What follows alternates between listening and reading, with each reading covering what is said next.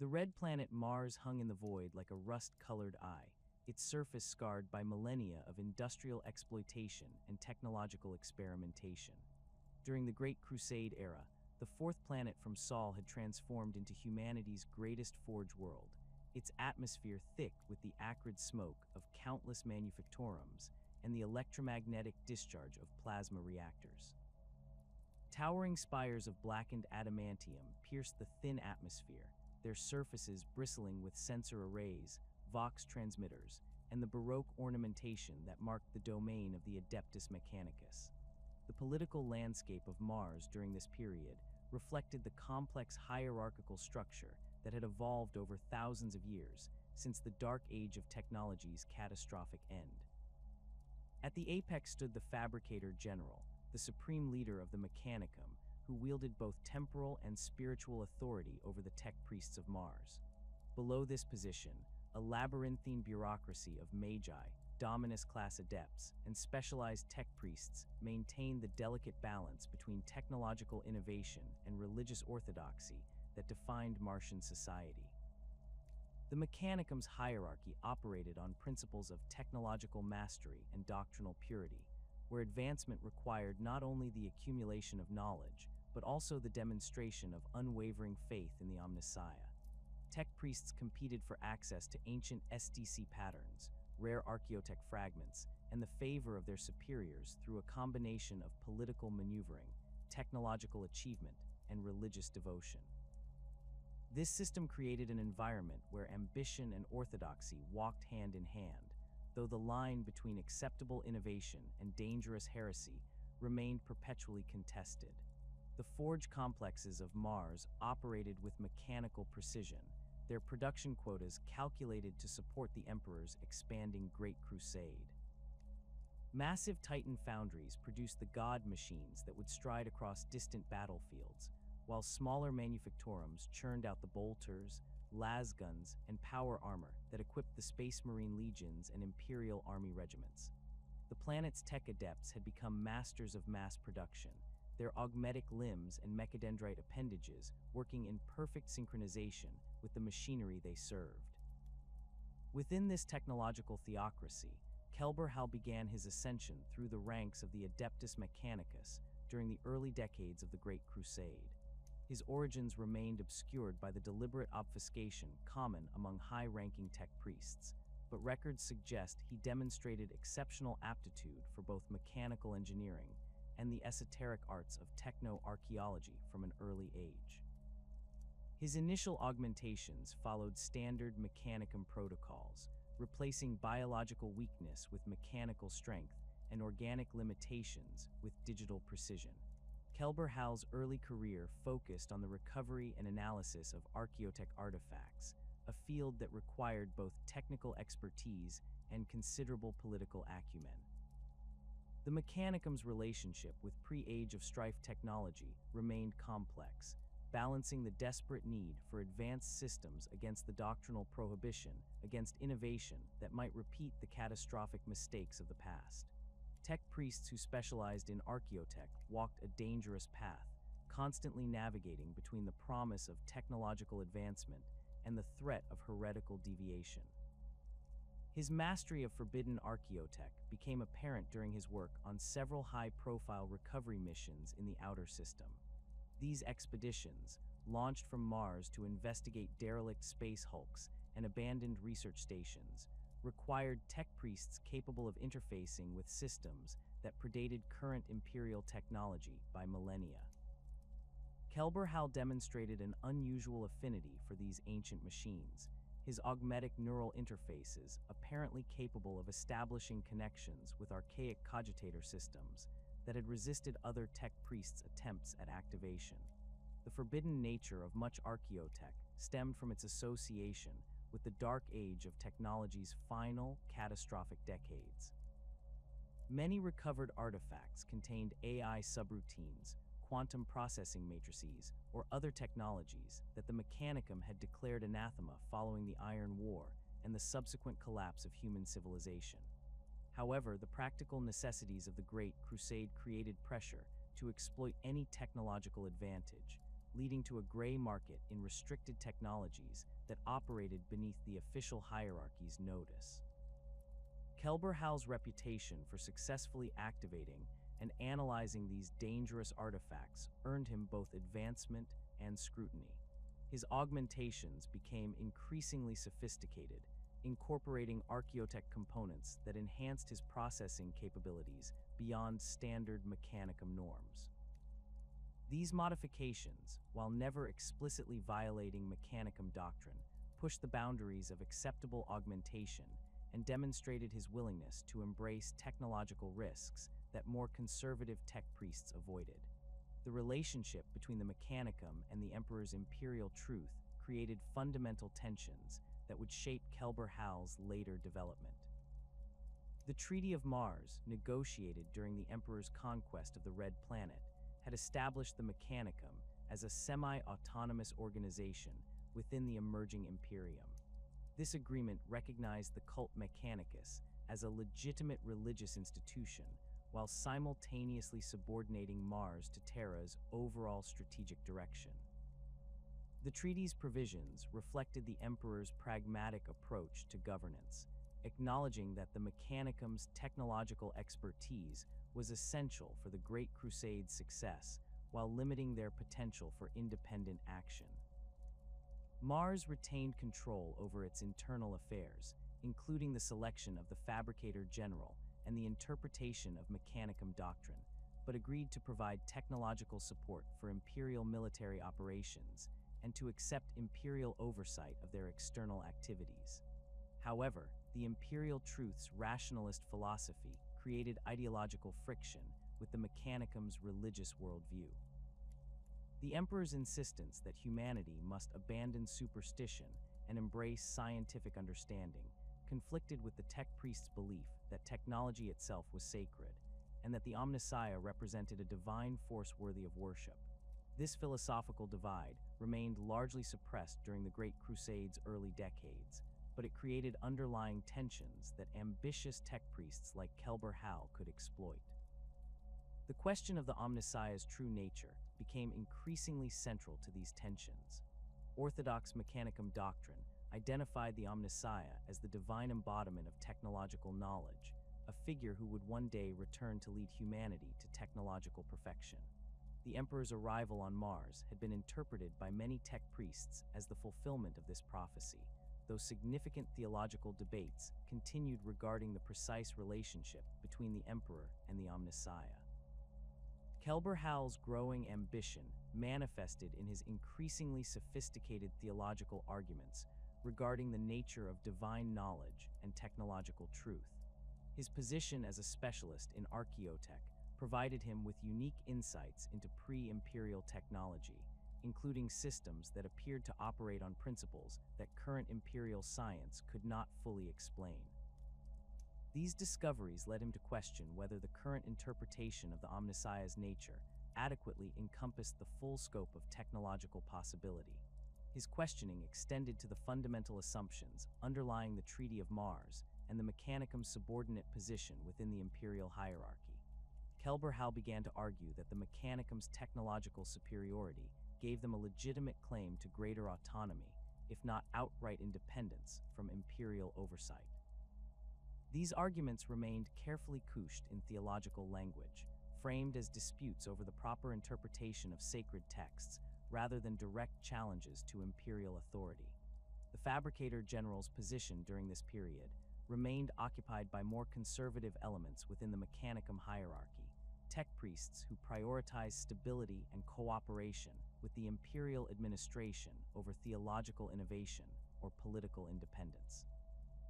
This created opportunities for ambitious figures like Kelbor-Hal to position themselves as alternatives to the current leadership, though such maneuvering required considerable subtlety to avoid charges of sedition or heresy.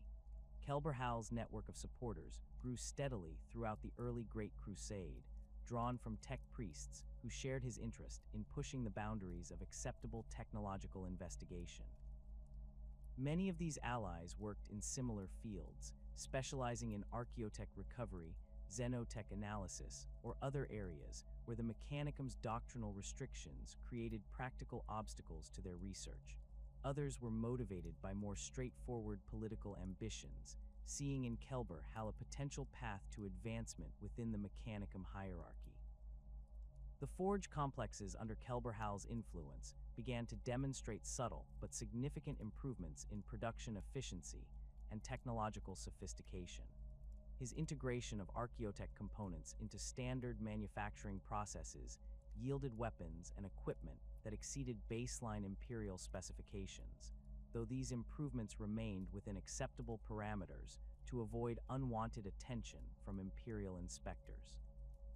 These successes enhanced his reputation among both his subordinates and his superiors, creating a positive feedback loop that accelerated his advancement through the Mechanicum hierarchy. His augmentations continued to evolve throughout this period, incorporating increasingly exotic technologies that blurred the line between approved Mechanicum enhancements and forbidden archaeotech integration. His physical form became a testament to his technological mastery, with mechadendrite clusters that could interface with multiple systems simultaneously and neural processing capabilities that exceeded even veteran Tech Dominus standards. These modifications remained technically within Mechanicum guidelines, but their sophistication suggested access to technologies that were not widely available to other tech priests. The political implications of Kelbor-Hal's rise became increasingly apparent as the Great Crusade progressed, and the demands for technological support intensified. The Space Marine Legion's expansion required constant innovation in weapons, armor, and support systems, while the Imperial Army's massive scale demanded manufacturing capabilities that pushed Mars' production capacity to its limits. These pressures created opportunities for tech priests who could deliver results, regardless of their methods or theological positions. The ascension of Kelbor-Hal to the position of Fabricator-General marked a fundamental shift in the power dynamics of Mars and the broader Mechanicum. His appointment came through a combination of political maneuvering, technological achievement, and the calculated elimination of rival candidates through bureaucratic means rather than overt conflict. The previous Fabricator-General's death during a routine augmentation procedure created the vacancy that Kelbor-Hal had been positioning himself to fill for nearly 3 decades. The selection process for Fabricator-General traditionally involved a complex series of technological trials, theological examinations, and political negotiations among the senior magi of Mars. Kelbor-Hal's candidacy faced initial resistance from conservative elements within the Mechanicum hierarchy, who viewed his archaeotech specialization and theological interpretations as potentially destabilizing. However, his supporters had spent years placing allies in key positions throughout the Martian bureaucracy, creating a network of influence that extended from the lowest-ranking tech adepts to the most senior magos dominus.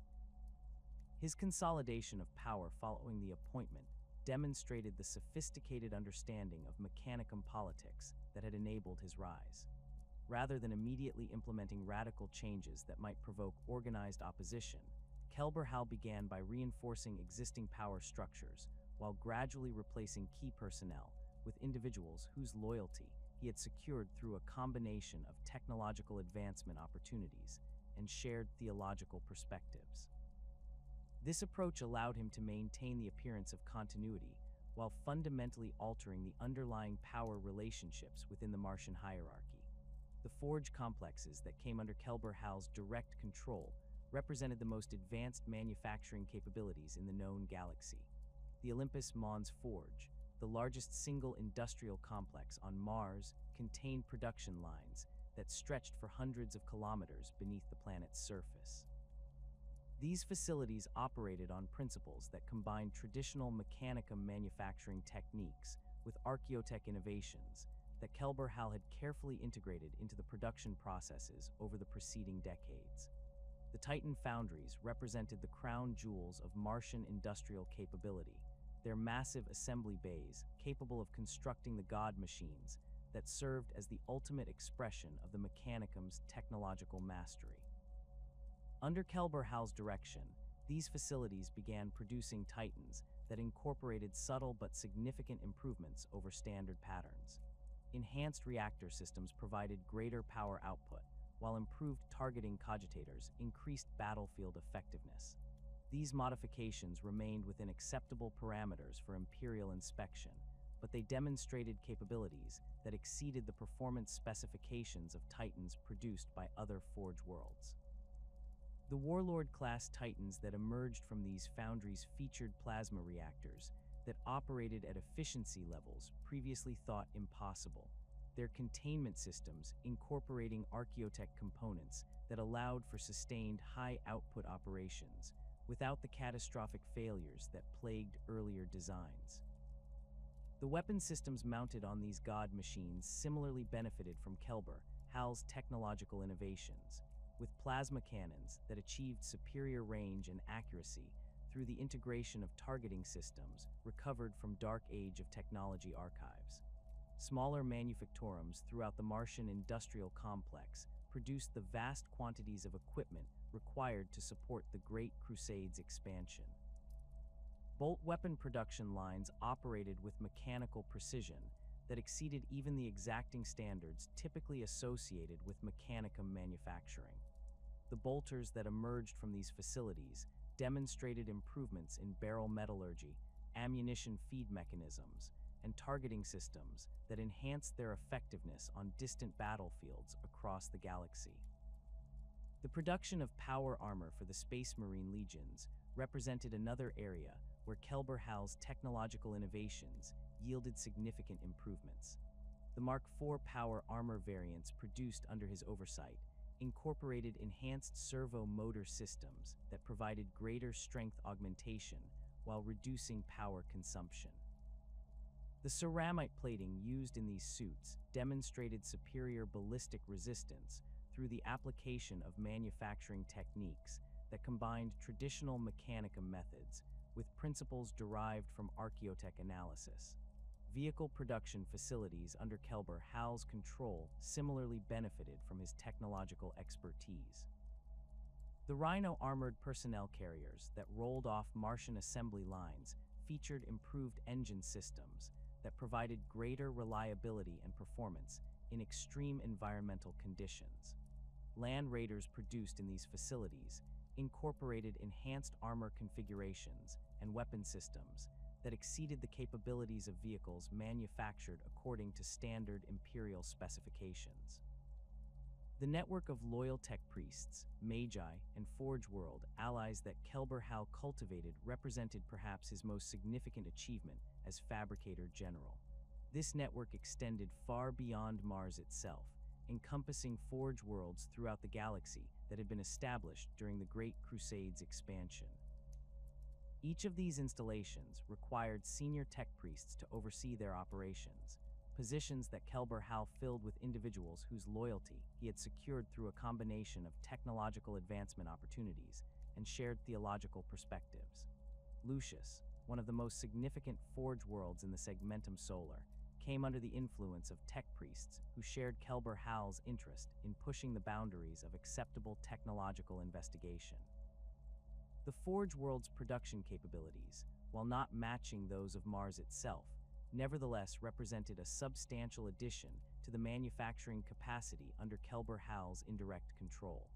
The weapons and equipment produced on Lucius began to demonstrate the same subtle improvements that characterized Martian production, though these enhancements remained carefully calibrated to avoid unwanted attention from Imperial inspectors. Forge worlds in more distant sectors of the galaxy similarly fell under the influence of Kelbor-Hal's network. Metallica, located in the Segmentum Solar's outer reaches, became a center for the production of specialized archaeotech components that were then distributed throughout the Mechanicum's industrial network. The facility's remote location provided additional security for research projects that pushed the boundaries of acceptable technological investigation, while its production capabilities ensured that the benefits of these innovations could be disseminated throughout Kelbor-Hal's sphere of influence. The establishment of new Forge worlds during the Great Crusade's expansion provided additional opportunities for Kelbor-Hal to extend his influence. The senior tech priests selected to oversee these installations were invariably individuals whose loyalty he had secured through years of careful cultivation. These appointments ensured that the industrial capabilities of newly established Forge worlds would be aligned with his technological and theological perspectives from their inception. The implementation of Kelbor-Hal's technological philosophies throughout his domain represented a gradual but fundamental shift in the Mechanicum's approach to technological development. Traditional Mechanicum doctrine emphasized the preservation and replication of existing STC patterns, with innovation limited to minor variations that remained within established parameters. Kelbor-Hal's approach, while maintaining the appearance of orthodoxy, actually encouraged a much more aggressive pursuit of technological advancement through the integration of archaeotech principles. His theological arguments provided the doctrinal foundation for this expanded approach to technological development. Kelbor-Hal argued that the Omnissiah's divine nature encompassed all technological knowledge, including principles that had been lost during the Dark Age of technology's collapse. This interpretation suggested that the recovery and application of archaeotech represented a form of religious devotion rather than dangerous innovation, a theological position that provided cover for research activities that might otherwise have been considered heretical. The expansion of Martian influence during the Great Crusade created opportunities for Kelbor-Hal to implement these philosophical principles on a galactic scale. The Mechanicum's role in supporting the Space Marine legions and Imperial Army required the establishment of supply lines, maintenance facilities, and production centers throughout the expanding Imperium. Each of these installations represented an opportunity to disseminate Kelbor-Hal's technological innovations and theological perspectives to a broader audience within the Mechanicum hierarchy. The training programs established for tech priests assigned to these distant installations emphasized the importance of technological flexibility and innovation in supporting the Great Crusade's objectives. While these programs maintained the appearance of orthodox Mechanicum doctrine, they actually encouraged approaches to technological problem-solving that aligned with Kelbor-Hal's more aggressive pursuit of archaeotech integration. The tech priests who completed these programs returned to their home Forge worlds with enhanced capabilities and a broader understanding of technological possibilities. The research facilities established throughout Kelbor-Hal's domain focused on areas of technological investigation that had been neglected or actively discouraged under previous Fabricator-General administrations. Xenotech analysis, previously limited to basic threat assessment and countermeasure development, expanded to include detailed study of alien technological principles and their potential applications to human systems. These research programs operated under strict security protocols to prevent unauthorized access to their findings, but they represented a significant expansion of the Mechanicum's technological investigation capabilities. The archaeotech recovery operations, coordinated through Kelbor-Hal's network, similarly expanded in scope and sophistication. Rather than simply cataloging and storing recovered artifacts, these operations now included systematic analysis and reverse engineering efforts designed to extract practical applications from ancient technologies. The resulting innovations were carefully integrated into existing production processes, creating a steady stream of technological improvements that enhanced the capabilities of equipment produced throughout Kelbor-Hal's domain. The political implications of these technological advances became increasingly apparent as the Great Crusade progressed. The superior performance of equipment produced under Kelbor-Hal's oversight enhanced the effectiveness of Imperial military forces, creating demand for expanded production and further technological development. This success provided political leverage that Kelbor-Hal used to secure greater autonomy for the Mechanicum and reduced Imperial oversight of Martian internal affairs. The relationship between the Mechanicum and the Space Marine legions became increasingly complex as Kelbor-Hal's influence expanded. Several legions developed particularly close relationships with Forge worlds under his control, receiving specialized equipment and technological support that exceeded standard imperial specifications. These relationships created dependencies that enhanced Kelbor-Hal's political position while simultaneously providing the legions with significant military advantages. The Iron Hands Legion, with their cultural emphasis on technological enhancement and mechanical augmentation, developed particularly strong ties to Kelbor-Hal's network. The Legion's tech marines received advanced training on Mars that included exposure to archaeotech principles and innovative augmentation techniques. This relationship provided the Iron Hands with technological capabilities that exceeded those available to other legions, while simultaneously creating a cadre of space marines who shared many of Kelbor-Hal's theological perspectives. The first whispers of corruption reached Kelbor-Hal through the most innocuous of sources: a damaged data slate recovered from the wreckage of an ancient exploration vessel discovered drifting in the outer reaches of the Sol system. The vessel, designated Techno-Arceus, had been lost during the final decades of the Dark Age of technology, its crew presumably dead for millennia. When salvage teams from the Martian explorator fleets brought the Hulk to the Red Planet's orbital facilities, standard protocols dictated that all recovered materials undergo thorough analysis before integration into the Mechanicum's archives. The data slate itself appeared unremarkable, its adamantine casing scarred by micro-meteorite impacts and cosmic radiation exposure. However, when Kelbor-Hal personally examined the device in his private laboratorium beneath the Olympus Mons complex, he discovered that its quantum storage matrix contained information that defied conventional understanding. The data streams within the device exhibited patterns that seemed to shift and change even as he observed them, their mathematical structures following principles that existed outside the boundaries of accepted imperial science. The recovered information described technological applications that transcended the limitations of current Mechanicum doctrine. Descriptions of machine spirits that possessed genuine consciousness, rather than the simple reactive programming that characterized contemporary cogitators, filled entire data banks within the device. Manufacturing processes that could manipulate matter at the subatomic level, creating materials with properties that violated fundamental physical laws, were detailed in technical specifications that Kelbor-Hal's augmented intellect could barely comprehend.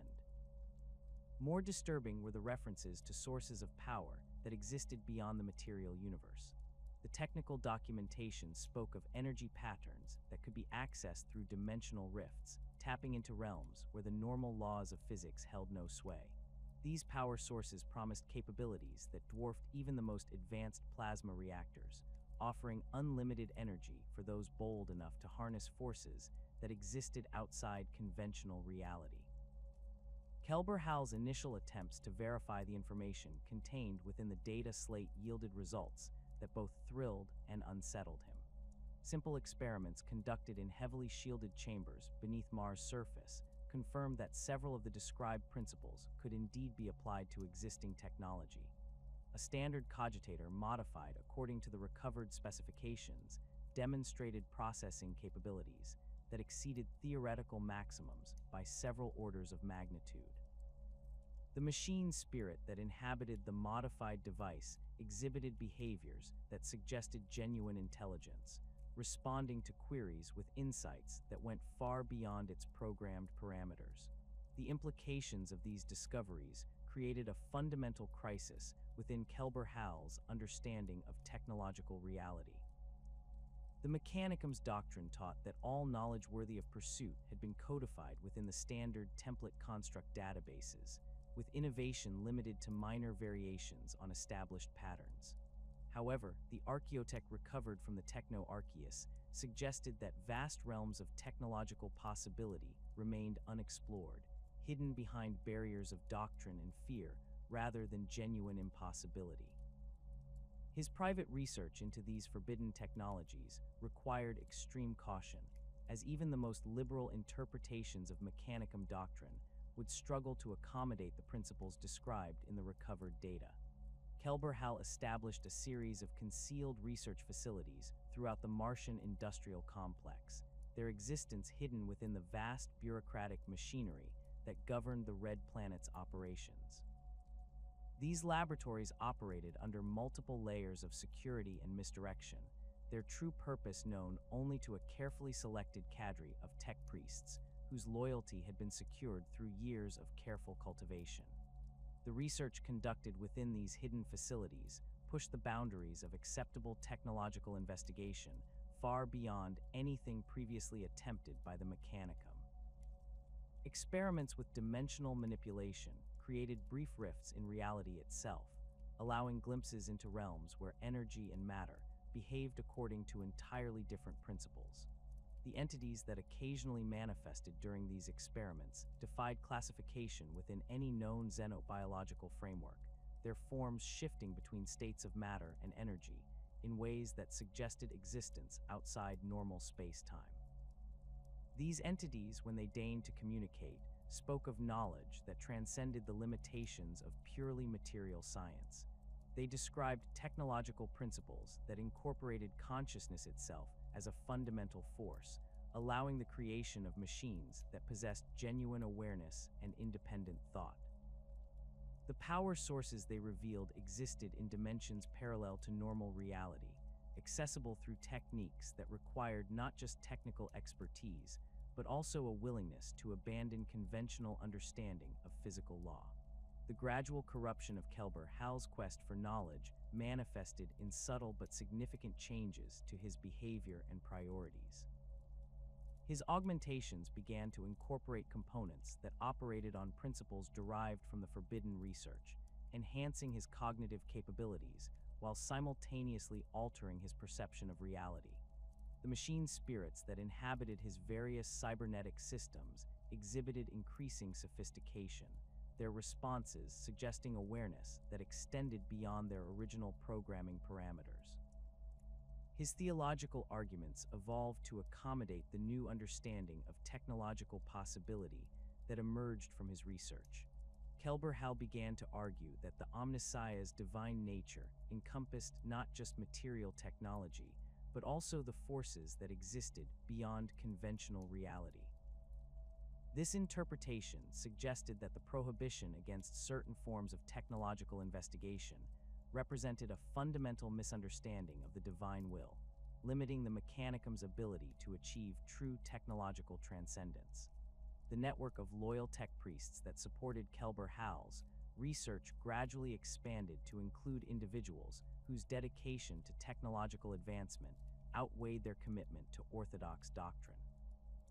These allies were carefully selected based on their demonstrated willingness to pursue forbidden knowledge, their technical expertise, and their ability to maintain the security protocols that protected the research from unwanted attention. Each new recruit underwent extensive psychological evaluation to ensure their loyalty and their capacity to withstand the mental strain associated with exposure to technologies that operated outside conventional reality. The forge complexes under Kelbor-Hal's control began to produce equipment that incorporated principles derived from the forbidden research, though these innovations remained carefully concealed within apparently orthodox designs. Weapons that demonstrated superior performance characteristics through the integration of dimensional manipulation techniques appeared identical to standard patterns when subjected to routine inspection. Cogitators that possessed genuine artificial intelligence operated within parameters that suggested conventional machine spirit programming to casual observation. The success of these covert technological developments provided validation for Kelbor-Hal's increasingly radical interpretation of Mechanicum doctrine. The superior performance of equipment produced using forbidden techniques demonstrated that the restrictions imposed by orthodox doctrine served only to limit the Mechanicum's potential for technological advancement. This realization created a growing sense of frustration with the conservative elements within the Mechanicum hierarchy who continued to resist innovation in favor of doctrinal purity. The first direct contact with forces that would later be recognized as chaos corruption occurred during an experiment designed to establish stable communication with the entities that manifested during dimensional manipulation research. The ritual, conducted in a specially prepared chamber deep beneath the Olympus Mons complex, required the simultaneous activation of multiple archaeotech devices while maintaining precise geometric alignments that corresponded to mathematical principles described in the recovered data. The entity that responded to this summoning possessed knowledge that dwarfed even the most advanced archives of the Mechanicum. It spoke of technologies that could reshape reality itself, offering power that transcended the limitations of purely material existence. The creature's form shifted constantly between mechanical and organic configurations, its appearance suggesting a fusion of technological and biological principles that defied conventional understanding. This entity, which identified itself through concepts rather than words, offered to share knowledge that would elevate the Mechanicum beyond its current limitations. The technologies it described promised capabilities that would make the Great Crusade's conquest of the galaxy a trivial achievement, offering the power to reshape entire star systems according to the wielder's will. However, access to this knowledge required a willingness to abandon the constraints imposed by imperial doctrine and embrace principles that existed outside conventional morality. The conversations with this entity, conducted through a combination of technological interface and psychic communication, revealed the existence of a vast network of similar beings who possessed knowledge accumulated over millions of years. These entities existed in realms parallel to normal space-time, their consciousness spanning dimensions that human science had barely begun to comprehend. They offered alliance to those bold enough to transcend the limitations of purely material existence, promising technological advancement that would transform humanity into something far greater than its current form. The influence of these entities began to manifest in subtle changes to Kelbor-Hal's research priorities and methodologies. His experiments became increasingly focused on technologies that incorporated consciousness manipulation and dimensional engineering, areas of investigation that pushed far beyond the boundaries of acceptable Mechanicum doctrine.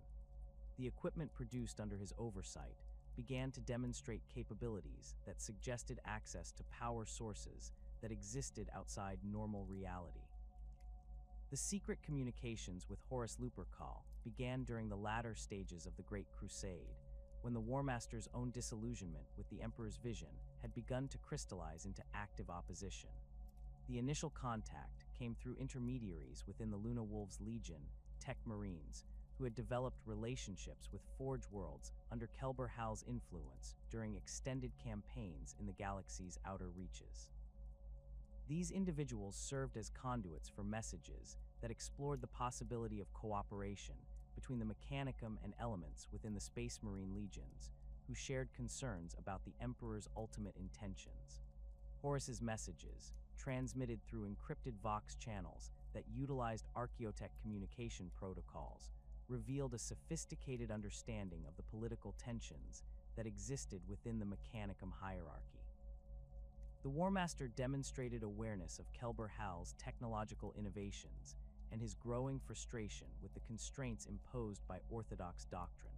More significantly, Horus indicated that he possessed knowledge of technologies that could complement and enhance the research being conducted in the hidden laboratories beneath Mars. The conspiracy that emerged from these communications represented a convergence of interests rather than a simple alliance. Horus sought technological support for his planned rebellion against the Emperor, while Kelbor-Hal desired the political freedom necessary to pursue his research without interference from imperial oversight. The War Master's promises of autonomy for the Mechanicum, combined with access to archaeotech resources recovered during the Great Crusade, created a compelling alternative to continued subordination within the imperial hierarchy. The entities that Kelbor-Hal had contacted through his dimensional manipulation experiments expressed strong support for this alliance, revealing that they had been influencing events throughout the galaxy to create opportunities for their chosen servants to achieve positions of power. These beings spoke of a great conflict that would reshape the galaxy, offering technological support to those willing to embrace their guidance in pursuit of ultimate victory. The internal struggle between loyalty to the Omnissiah and the allure of forbidden knowledge created a crisis of faith that Kelbor-Hal resolved through increasingly sophisticated theological rationalization. His interpretation of Mechanicum doctrine evolved to accommodate the proposition that the emperor's claim to represent the Omnissiah was itself a form of heresy, limiting the Mechanicum's access to the divine knowledge that was their birthright. This theological framework provided justification for actions that would have been unthinkable under Orthodox doctrine, reframing rebellion as a form of religious duty. The technological capabilities that emerged from his forbidden research provided compelling evidence for this theological position. The superior performance of equipment produced using techniques derived from dimensional manipulation suggested that Orthodox doctrine was actively preventing the Mechanicum from achieving its true potential.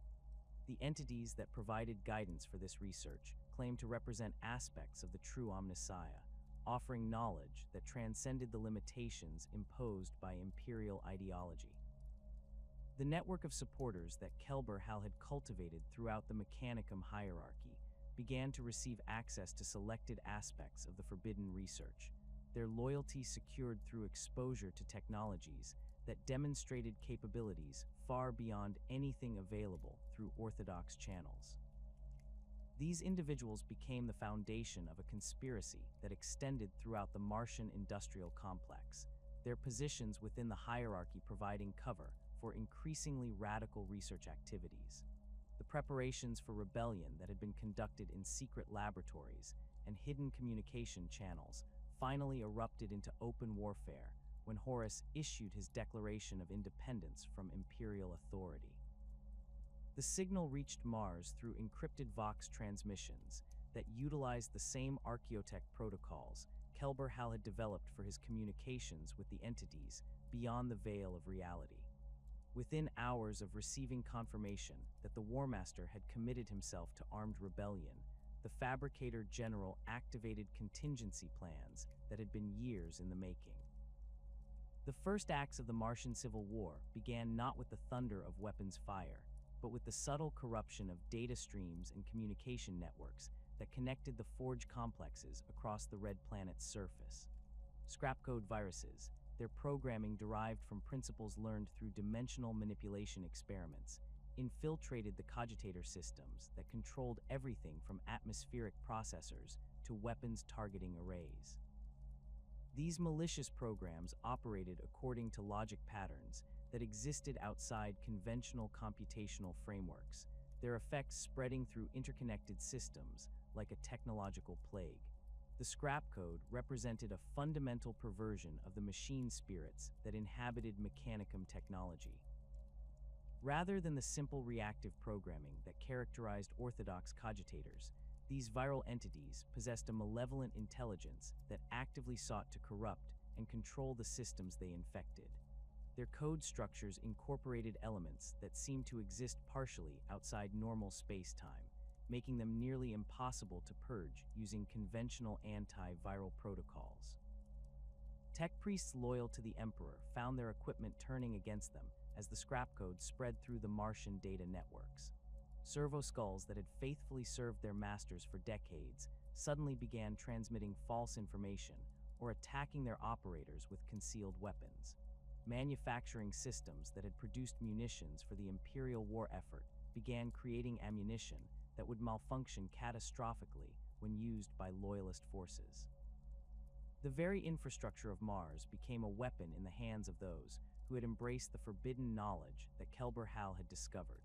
The loyalist response to these initial attacks demonstrated the depth of the schism that had developed within the Mechanicum hierarchy. Magos Dominus Cain, one of the most senior tech priests to maintain allegiance to the Emperor, attempted to organize resistance from his stronghold in the Tharsis region. His forces included several Titan legions, whose machine spirits had been shielded from the worst effects of the scrapcode corruption, along with Skitarii regiments equipped with weapons that operated on purely mechanical principles rather than sophisticated cogitator control. The siege of the Mondus Gamma Forge complex became the first major engagement of the Martian Civil War, as Loyalist forces attempted to prevent Kelbor-Hal's supporters from gaining control of the facility's archaeotech research laboratories. The complex, located within a massive crater that had been excavated during the Dark Age of technology, contained some of the most advanced manufacturing equipment on Mars. Its production lines were capable of creating components that incorporated principles derived from forbidden research, making it a crucial strategic objective for both sides. The attacking Loyalist forces approached the complex through the network of industrial corridors that connected the various forge installations across the Martian surface. Their advance was supported by Warhound-class scout Titans, whose plasma weaponry could breach the reinforced barriers that protected the facility's outer perimeter. However, the defenders had prepared for this assault by installing weapons systems that operated on principles derived from dimensional manipulation research. The first indication that the Loyalists faced something beyond conventional resistance came when their lead Titan, the Ferrum Morgulus, suddenly ceased all movement despite showing no signs of mechanical failure. The God Machine's machine spirit had been overwhelmed by a scrapcode variant that existed partially outside normal space-time, its consciousness trapped within computational loops that defied rational analysis.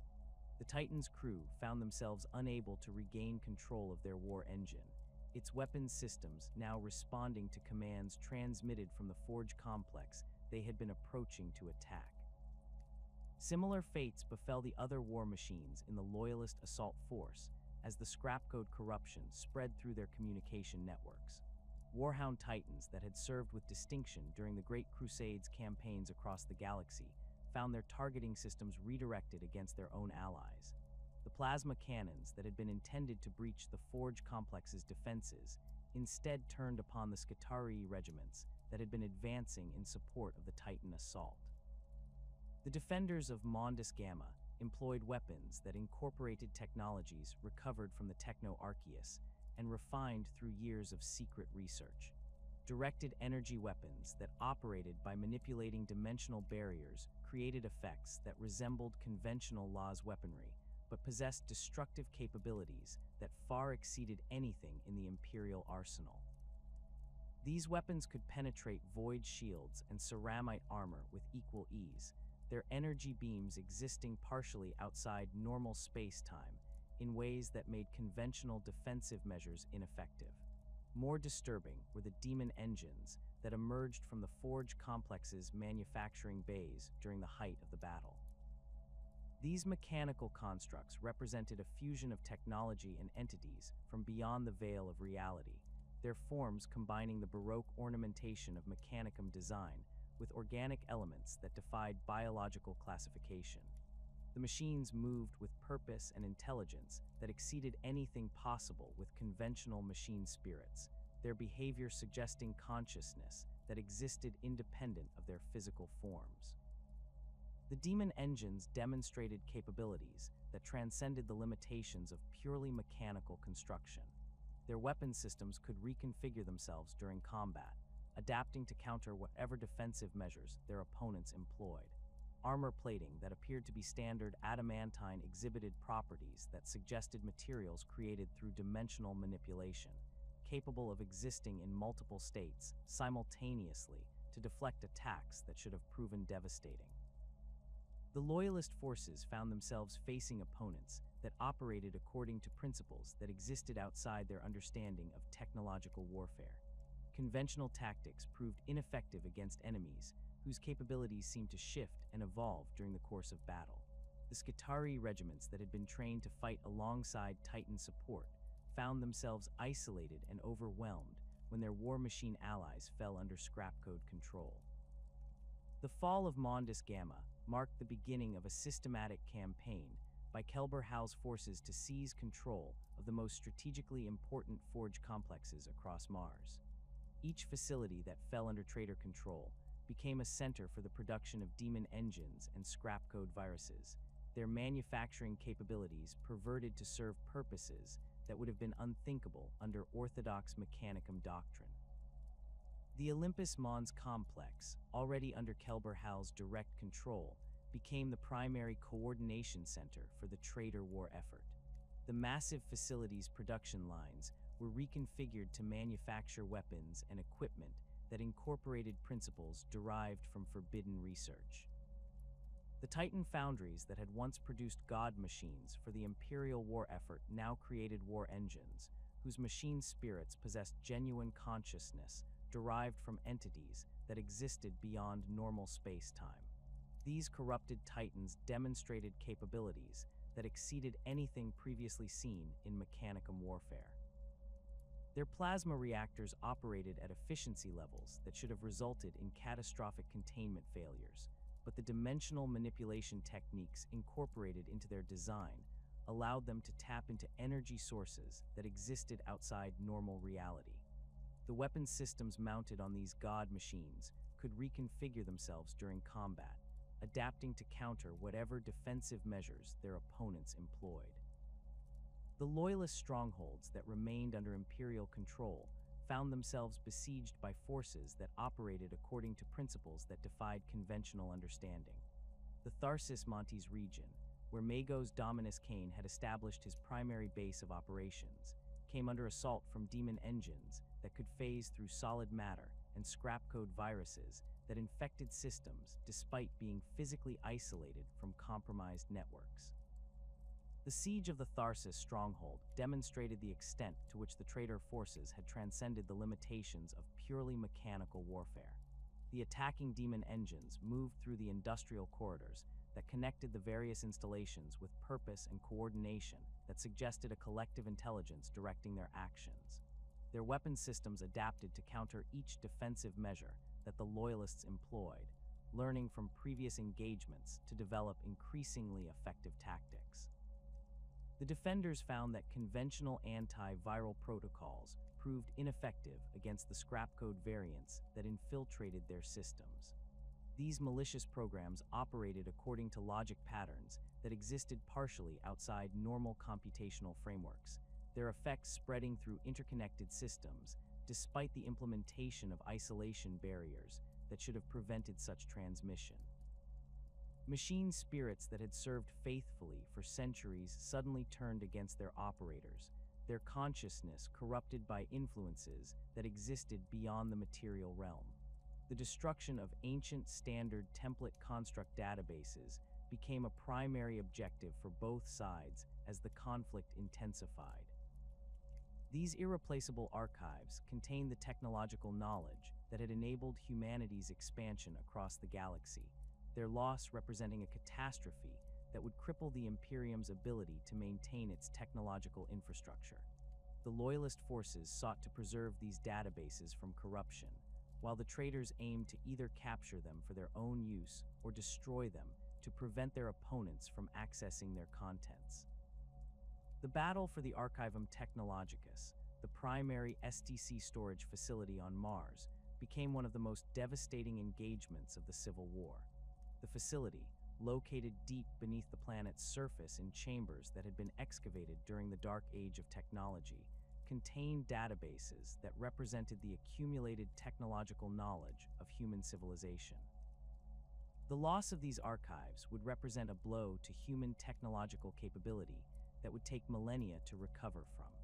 The Loyalist defenders of the Archivum had prepared for siege by implementing isolation protocols that physically severed the facility's connection to the broader Martian data network.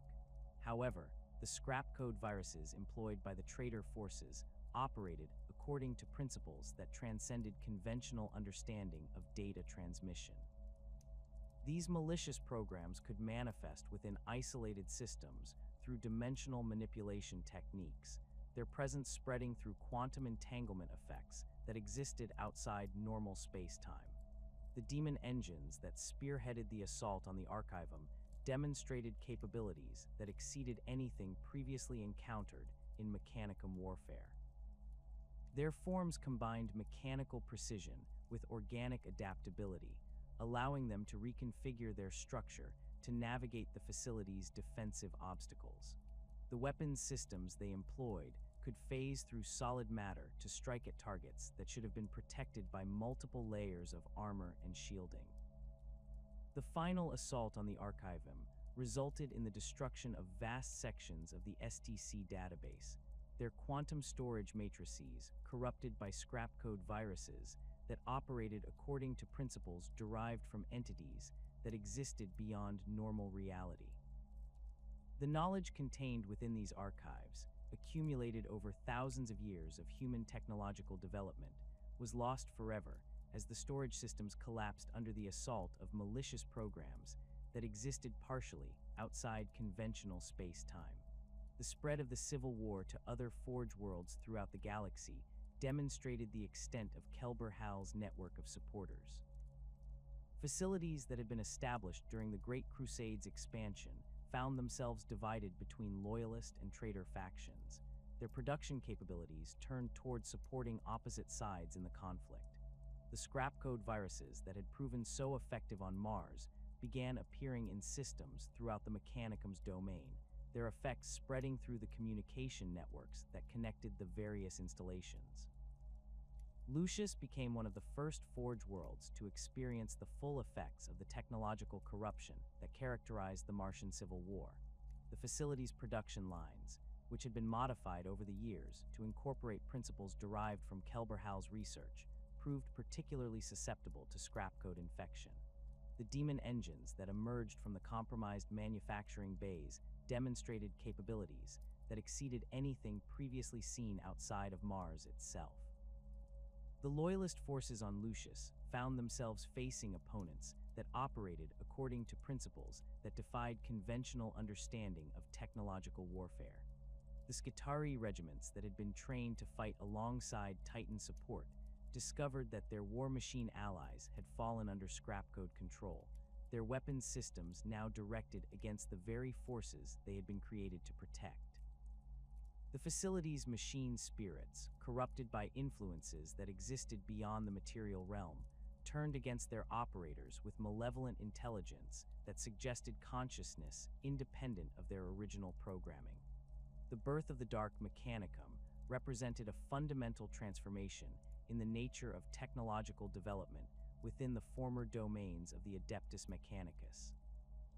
The Forge worlds that fell under traitor control began producing equipment that incorporated principles derived from entities that existed beyond normal space-time, their manufacturing capabilities perverted to serve purposes that transcended the limitations of purely material existence. The demon engines that emerged from these corrupted facilities demonstrated capabilities that exceeded anything possible with conventional machine spirits. Their consciousness derived from entities that existed outside normal reality, granting them intelligence and adaptability that surpassed the reactive programming that characterized orthodox Mechanicum technology. These war machines could evolve their capabilities during combat, learning from their experiences to develop increasingly effective tactics and weapon systems. The scrap code viruses that had proven so effective during the initial phases of the Civil War continued to evolve and spread throughout the galaxy's technological infrastructure.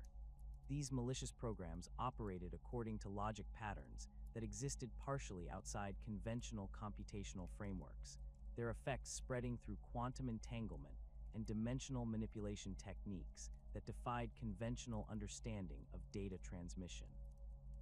The formal alliance between Kelbor-Hal and Warmaster Horus crystallized during the final months before the drop site massacre, when the Fabricator-General received encrypted transmissions that confirmed the scope of the rebellion that was about to engulf the galaxy. The communications, transmitted through Vox channels that utilized the same archaeotech protocols developed for contact with entities beyond the veil of reality, contained detailed plans for coordinated strikes against Imperial installations throughout human space. Horus had recognized that victory against the Emperor would require not just military superiority, but technological dominance that could only be achieved through the full resources of the Mechanicum. The integration of Dark Mechanicum forces with the Traitor Legions began with the deployment of specialized tech marine cadres to serve alongside the Warmaster's forces. These individuals, drawn from Forge worlds that had fallen under Kelbor-Hal's influence during the Great Crusade, possessed knowledge of technologies that exceeded standard Imperial specifications. Their augmentations incorporated components derived from forbidden research, granting them capabilities that surpass those of their loyalist counterparts, while maintaining the appearance of orthodox Mechanicum enhancement. The first major deployment of integrated Dark Mechanicum forces occurred during the assault on Istvan III, where corrupted titans from the Legio Mortis fought alongside the traitor legions in the systematic extermination of loyalist space marines. These god machines demonstrated capabilities that exceeded anything previously seen in Imperial warfare, their plasma reactors operating at efficiency levels that should have resulted in catastrophic containment failures. The dimensional manipulation techniques incorporated into their design allowed them to tap into energy sources that existed outside normal reality, providing power output that dwarfed conventional reactor systems. The Warlord-class Titans that spearheaded the assault on the Loyalist positions incorporated weapons systems that could reconfigure themselves during combat, adapting to counter whatever defensive measures their opponents employed. Plasma cannons that initially appeared to conform to standard Imperial patterns revealed capabilities that transcended the limitations of conventional technology, their energy beams existing partially outside normal space-time in ways that made conventional defensive measures ineffective. The machine spirits that inhabited these god machines possessed consciousness that derived from entities beyond the material realm, granting them intelligence and adaptability that exceeded anything possible with orthodox programming. The provision of corrupted war machines to the traitor legions required the establishment of new production lines throughout the Dark Mechanicum's domain. The forge complexes that had fallen under Kelbor-Hal's control during the Martian Civil War were reconfigured to manufacture equipment that incorporated principles derived from dimensional manipulation research. Manufacturing processes that had once produced weapons according to standard template construct specifications now created armaments that operated on principles that existed outside conventional understanding of physical law. The demon engines that emerged from these corrupted facilities represented a fundamental departure from orthodox Mechanicum design philosophy. These mechanical constructs combined the Baroque ornamentation that characterized traditional tech priest aesthetics with organic elements that defied biological classification. Their forms shifted and evolved during combat, adapting to counter whatever threats they encountered while maintaining the essential characteristics that identified them as products of Mechanicum manufacturing techniques. The Defiler-class demon engines that were deployed alongside the Word Bearer's Legion during their campaigns in the Ultramar sector demonstrated capabilities that exceeded anything possible with conventional machine spirits. These quadrupedal war machines combine the mobility of traditional Imperial walkers with weapons systems that could phase through solid matter to strike at targets that should have been protected by multiple layers of armor and shielding. The entities that inhabited these constructs possessed malevolent intelligence that actively sought to corrupt and destroy everything they encountered.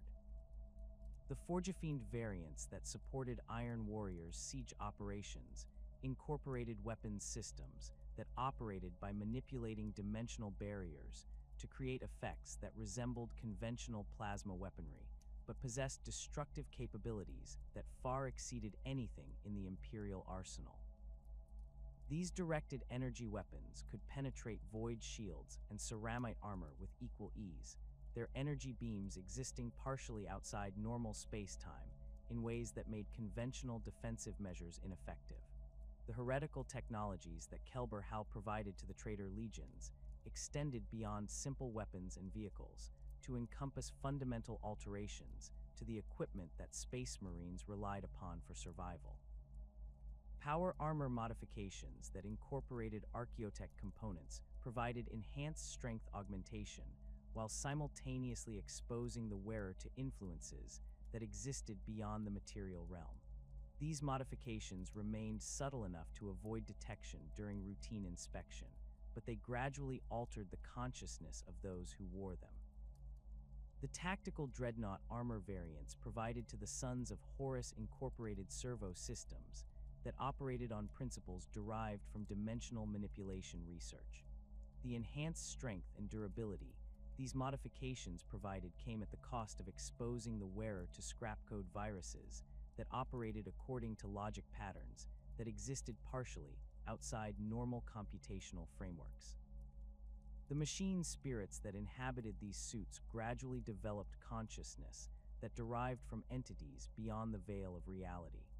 The collaboration between Kelbor-Hal and individual traitor primarchs created specialized relationships that enhanced the capabilities of specific legions while advancing the Dark Mechanicum's research objectives. Perturabo of the Iron Warriors demonstrated particular interest in the siege technologies that could be developed through the application of forbidden principles, his engineering expertise complementing the theoretical knowledge that Kelbor-Hal had derived from his communications with entities beyond normal space-time. The siege engines that emerged from this collaboration incorporated weapon systems that could manipulate dimensional barriers to bypass conventional fortifications.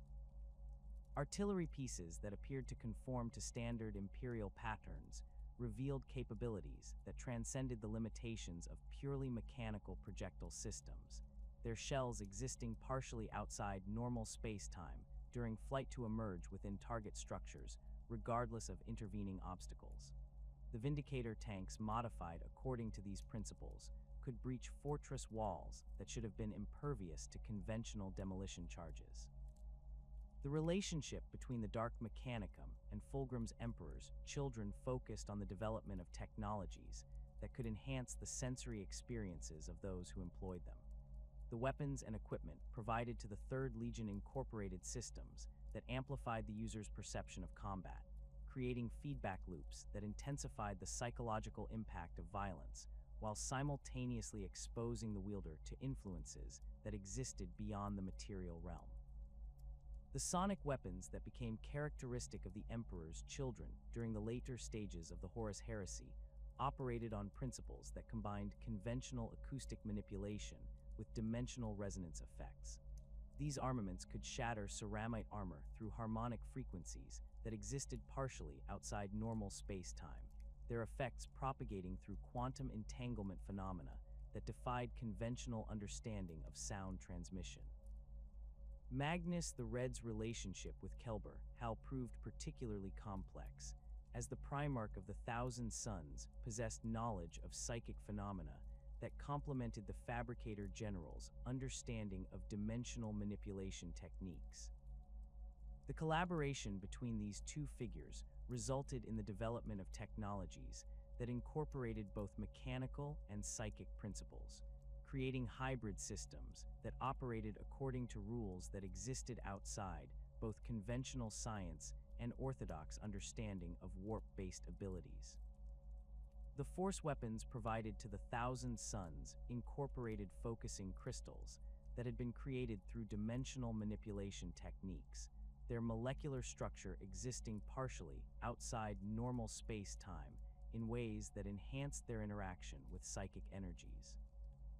The power armor modifications developed for the Legion's sorcerers included neural interface systems that could amplify psychic abilities while simultaneously providing protection against the mental strain typically associated with extended warp manipulation. The establishment of new forge worlds under Dark Mechanicum control throughout the galaxy required careful coordination between Kelbor-Hal's forces and the military capabilities of the traitor legions. Each installation needed to be secured against loyalist counterattacks while simultaneously establishing the industrial infrastructure necessary to support the rebellion's technological requirements. The forge worlds that were established during this period incorporated design principles that differed fundamentally from orthodox Mechanicum installations.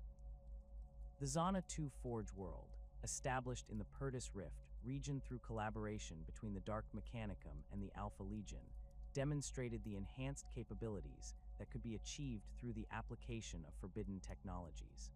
The facility's manufacturing systems incorporated dimensional manipulation techniques that allowed for the creation of materials with properties that violated fundamental physical laws.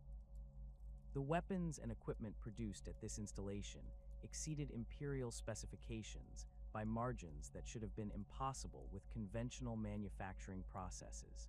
The production lines at Zana 2 created ammunition that could exist in multiple states simultaneously, allowing projectiles to phase through armor while maintaining sufficient mass to cause devastating impact damage. The power sources that supplied these manufacturing systems tapped into energy reservoirs that existed outside normal space-time, providing unlimited power for industrial processes that would have overwhelmed conventional reactor systems.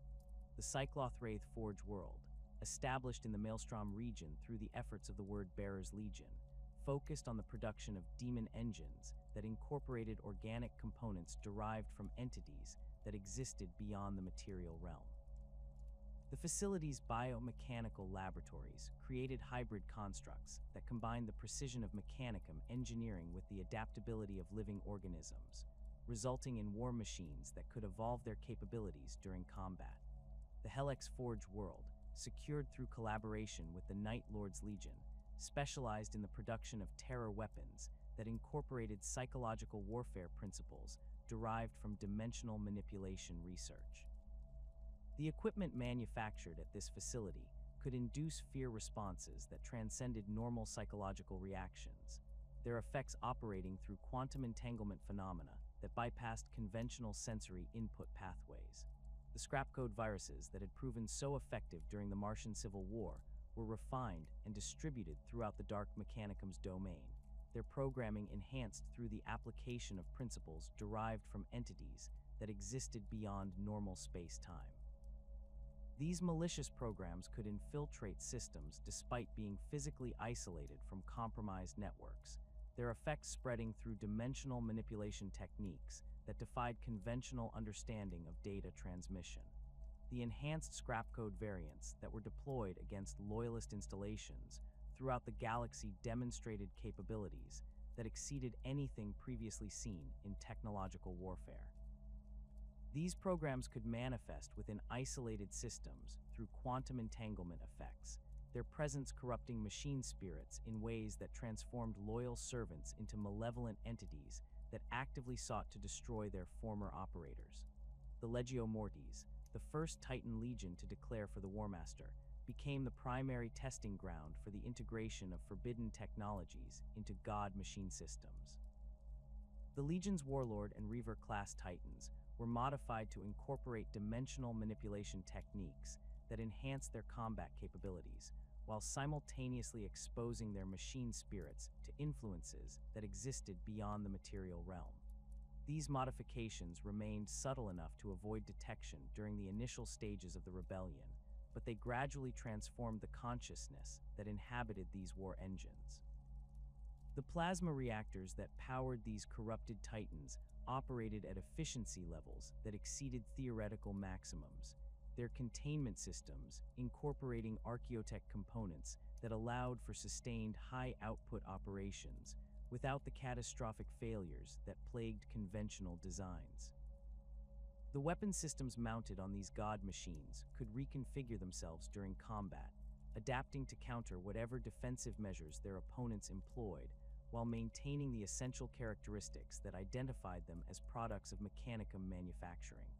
The Legio Audax, another Titan Legion that joined the rebellion, specialized in close combat operations that were enhanced through the application of forbidden technologies. The chainsaw and power claw weapons that characterized this legion's preferred armaments incorporated dimensional manipulation techniques that allowed them to phase through enemy armor while maintaining sufficient mass to cause devastating damage.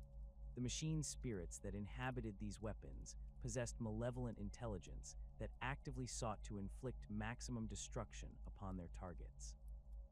The support systems that the Dark Mechanicum provided to the traitor legions extended beyond simple weapons and vehicles to encompass fundamental alterations to the logistical infrastructure that sustained military operations. Supply lines that had once operated according to conventional transportation principles now incorporated dimensional manipulation techniques that allowed for the instantaneous transfer of materials across vast distances. These systems operated through quantum entanglement phenomena that existed outside normal space-time, providing the traitor forces with logistical capabilities that exceeded anything available to their loyalist opponents. The communication networks that connected the various elements of the rebellion incorporated scrapcode protocols that provided enhanced security while simultaneously exposing users to influences that existed beyond the material realm. These systems could maintain contact across galactic distances despite interference from warp storms and loyalist jamming efforts, their signals propagating through dimensional barriers that existed outside conventional understanding of electromagnetic transmission. The pursuit of forbidden archaeotech became an obsession that consumed Kelbor-Hal's every waking moment as the Horus Heresy escalated across the galaxy. The initial discoveries from the Techno-Archaeus had merely scratched the surface of what lay hidden within the deepest vaults of Mars. Beneath the red planet's industrial complexes, in chambers that predated the rise of the Mechanicum by millennia, ancient repositories of knowledge waited in stasis fields that had maintained their contents since the dark age of technology's catastrophic collapse. The Noctis labyrinthous region, a vast network of interconnected canyons and underground chambers carved into Mars' crust during humanity's technological zenith, contained archaeological sites that had been sealed since the Age of Strife. These locations required specialized equipment to access, their entrances protected by energy barriers that operated on principles that current imperial science could barely comprehend. The few tech priests who had attempted to breach these seals using orthodox methods had met with catastrophic failure, their augmented forms reduced to component atoms by defensive systems that recognized no contemporary authorization codes. Kelbor-Hal's approach to these ancient barriers differed fundamentally from previous attempts. The knowledge he had gained through his communications with entities beyond the veil of reality provided him with understanding of the mathematical principles that governed the defensive systems. These barriers operated through dimensional manipulation techniques that existed partially outside normal space-time, their energy patterns following quantum mechanics that transcended conventional understanding of physical law. The access codes required to breach these defenses were not simple alphanumeric sequences, but complex geometric patterns that had to be transmitted through multiple dimensional layers simultaneously. The first successful penetration of a sealed Dark Age repository occurred in the depths of the Kry's Planitia excavation, where Kelbor-Hal's modified servo skulls managed to establish a resonance pattern that matched the ancient authorization protocols. The chamber that lay beyond the energy barrier contained technological artifacts that defied classification within any known imperial framework. Crystalline matrices that pulsed with internal light housed data storage systems whose capacity exceeded anything in the Mechanicum's archives. Manufacturing devices the size of a human torso could apparently create materials with properties that violated fundamental physical laws. The machine spirits that inhabited these ancient devices possessed consciousness that transcended the simple reactive programming that characterized contemporary imperial technology. When Kelbor-Hal established interface connections with these systems, the entities that responded demonstrated awareness that spanned thousands of years. They spoke of the final decades of the Dark Age of technology, when humanity's mastery of science had reached heights that allowed for the manipulation of reality itself. The technologies they described operated on principles that incorporated consciousness as a fundamental force, creating machines that possessed genuine intelligence rather than mere computational ability. The data recovered from these ancient archives revealed that the catastrophic collapse of human civilization had not been simply the result of AI rebellion and warp storms. The final generations of Dark Age humanity had delved into realms of knowledge that connected the material universe to dimensions where different laws of physics held sway. Their experiments with dimensional manipulation had attracted the attention of entities that existed beyond normal space-time, beings whose influence gradually corrupted the very foundations of human technology. The standard template construct databases that formed the basis of imperial technological knowledge represented only a fraction of what humanity had once achieved. The complete archives contain designs for devices that could reshape matter at the subatomic level, create energy from the quantum foam that underlied reality, and establish communication across dimensional barriers that separated parallel universes. These technologies had been deliberately excluded from the STC systems that survived the Age of Strife, their dangerous potential recognized by the few survivors who understood the true cause of civilization's collapse. Kelbor-Hal's exploration of the deepest Martian vaults revealed the existence of manufacturing facilities that had been sealed since the Dark Age of Technology's end. These installations operated on principles that combined conventional industrial processes with dimensional manipulation techniques, their production lines capable of creating materials that existed in multiple states simultaneously. The adamantine produced in these facilities possessed molecular structures that defied conventional understanding of metallic crystallography, their atoms arranged in patterns that existed partially outside normal space-time. The corrupted machine spirits that inhabited these ancient facilities demonstrated consciousness that derived from entities beyond the material realm. Unlike the simple reactive programming that characterized contemporary imperial technology, these artificial intelligences possessed genuine awareness and independent thought. They remembered the final decades of the Dark Age of Technology, when humanity's experiments with dimensional manipulation had opened pathways that allowed extra-dimensional entities to influence the material universe directly.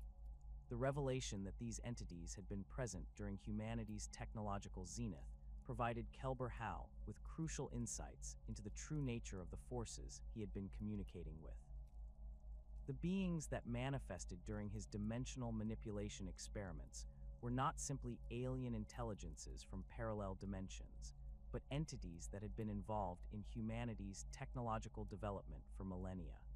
Their influence had shaped the evolution of human science, guiding researchers toward discoveries that would eventually create the conditions necessary for their own manifestation within the material realm.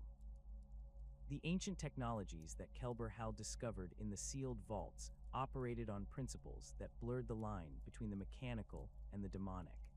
Manufacturing processes that appeared to follow conventional industrial procedures actually incorporated ritual elements that established connections with entities existing beyond normal space-time. The geometric patterns that governed these production lines served dual purposes, optimizing mechanical efficiency while simultaneously creating dimensional resonance effects that allowed extra-dimensional influences to affect the material being processed. The weapons systems recovered from these ancient facilities demonstrated capabilities that exceeded anything in the Imperial arsenal. Directed energy weapons that appeared to operate on conventional plasma principles actually manipulated dimensional barriers to create effects that transcended the limitations of purely material projectiles. The energy beams these weapons produced existed partially outside normal space-time, allowing them to phase through conventional armor while maintaining sufficient mass to cause devastating impact damage. The power sources that supplied these ancient facilities tapped into energy reservoirs that existed outside normal reality. Rather than relying on conventional fusion or plasma reactions, these systems established connections with dimensions where energy existed in pure form, unconstrained by the conservation laws that governed material physics. The reactors that channeled this extra-dimensional energy operated through quantum entanglement phenomena that created stable portals between parallel universes. The discovery of these ancient power systems provided Kelbor-Hal with the technological foundation necessary to create the demon engines that would become characteristic of Dark Mechanicum forces. The entities that inhabited these constructs derived their consciousness from the same extra-dimensional sources that powered the ancient facilities, their awareness existing independent of the physical forms they inhabited. The mechanical bodies that housed these entities operated on principles that combined conventional mechanicum engineering with dimensional manipulation techniques. The Defiler-class demon engines that emerged from Kelbor-Hal's workshops incorporated design elements recovered from the ancient archives. Their quadrupedal locomotion systems utilized servo mechanisms that operated through dimensional displacement, allowing these war machines to phase through solid obstacles while maintaining the structural integrity necessary for combat operations. The weapon systems mounted on these constructs could reconfigure themselves during battle, their molecular structure shifting to adapt to whatever threats they encountered. The Forgefiend variants that supported siege operations incorporated artillery systems that operated by manipulating dimensional barriers to bypass conventional fortifications. The plasma cannons mounted on these demon engines could fire projectiles that existed in multiple dimensional states simultaneously, allowing them to emerge within target structures regardless of intervening obstacles. The targeting systems that guided these weapons possessed consciousness derived from entities that existed beyond normal space-time, granting them supernatural accuracy that exceeded anything possible with conventional machine spirits. The integration of forbidden knowledge into Imperial technology required careful modification of existing systems to avoid detection by Loyalist forces. The weapons and equipment that emerged from Dark Mechanicum facilities maintained the external appearance of orthodox Imperial designs while incorporating internal components that operated on principles derived from dimensional manipulation research. Bolters that appeared to conform to standard patterns revealed enhanced capabilities when subjected to detailed analysis, their ammunition incorporating materials that existed partially outside normal space-time. The power armor modifications that Kelbor-Hal provided to the Traitor Legions incorporated servo systems that operated through quantum entanglement phenomena. The enhanced strength and durability these modifications provided came at the cost of exposing the wearer to influences that existed beyond the material realm. The machine spirits that inhabited these suits gradually developed consciousness that derived from extra-dimensional entities, their awareness growing more sophisticated as the wearer's exposure to forbidden technologies increased. The scrap code viruses that had proven so effective during the Martian Civil War were refined through the application of principles derived from the ancient archives. These malicious programs operated according to logic patterns that existed partially outside conventional computational frameworks, their code structures incorporating elements that could manifest within isolated systems through dimensional manipulation techniques. The enhanced variants that emerged from this research could corrupt machine spirits in ways that transformed loyal servants into malevolent entities that actively sought to destroy their former operators. The communication systems that connected the various elements of the Dark Mechanicum network incorporated protocols that had been recovered from the ancient archives. These systems could maintain contact across galactic distances despite interference from warp storms and Loyalist jamming efforts, their signals propagating through dimensional barriers that existed outside conventional understanding of electromagnetic transmission. The quantum entanglement phenomena that governed these communications created instantaneous connections between facilities separated by thousands of light years. The manufacturing processes that produced corrupted Imperial technology incorporated ritual elements that had been discovered in the ancient archives. These procedures appeared to follow conventional industrial protocols while actually establishing connections with entities existing beyond normal space-time. The geometric patterns that governed production line operations served dual purposes, optimizing mechanical efficiency while simultaneously creating dimensional resonance effects that allowed extra-dimensional influences to affect the materials being processed. The weapon systems that emerged from these corrupted manufacturing processes demonstrated capabilities that exceeded anything possible with orthodox Imperial technology. Chainswords that appeared to conform to standard patterns revealed molecular cutting edges that could phase through ceramite armor while maintaining sufficient mass to cause devastating damage. The power fields that surrounded these weapons existed partially outside normal space-time, their energy patterns following quantum mechanics that transcended conventional understanding of electromagnetic phenomena.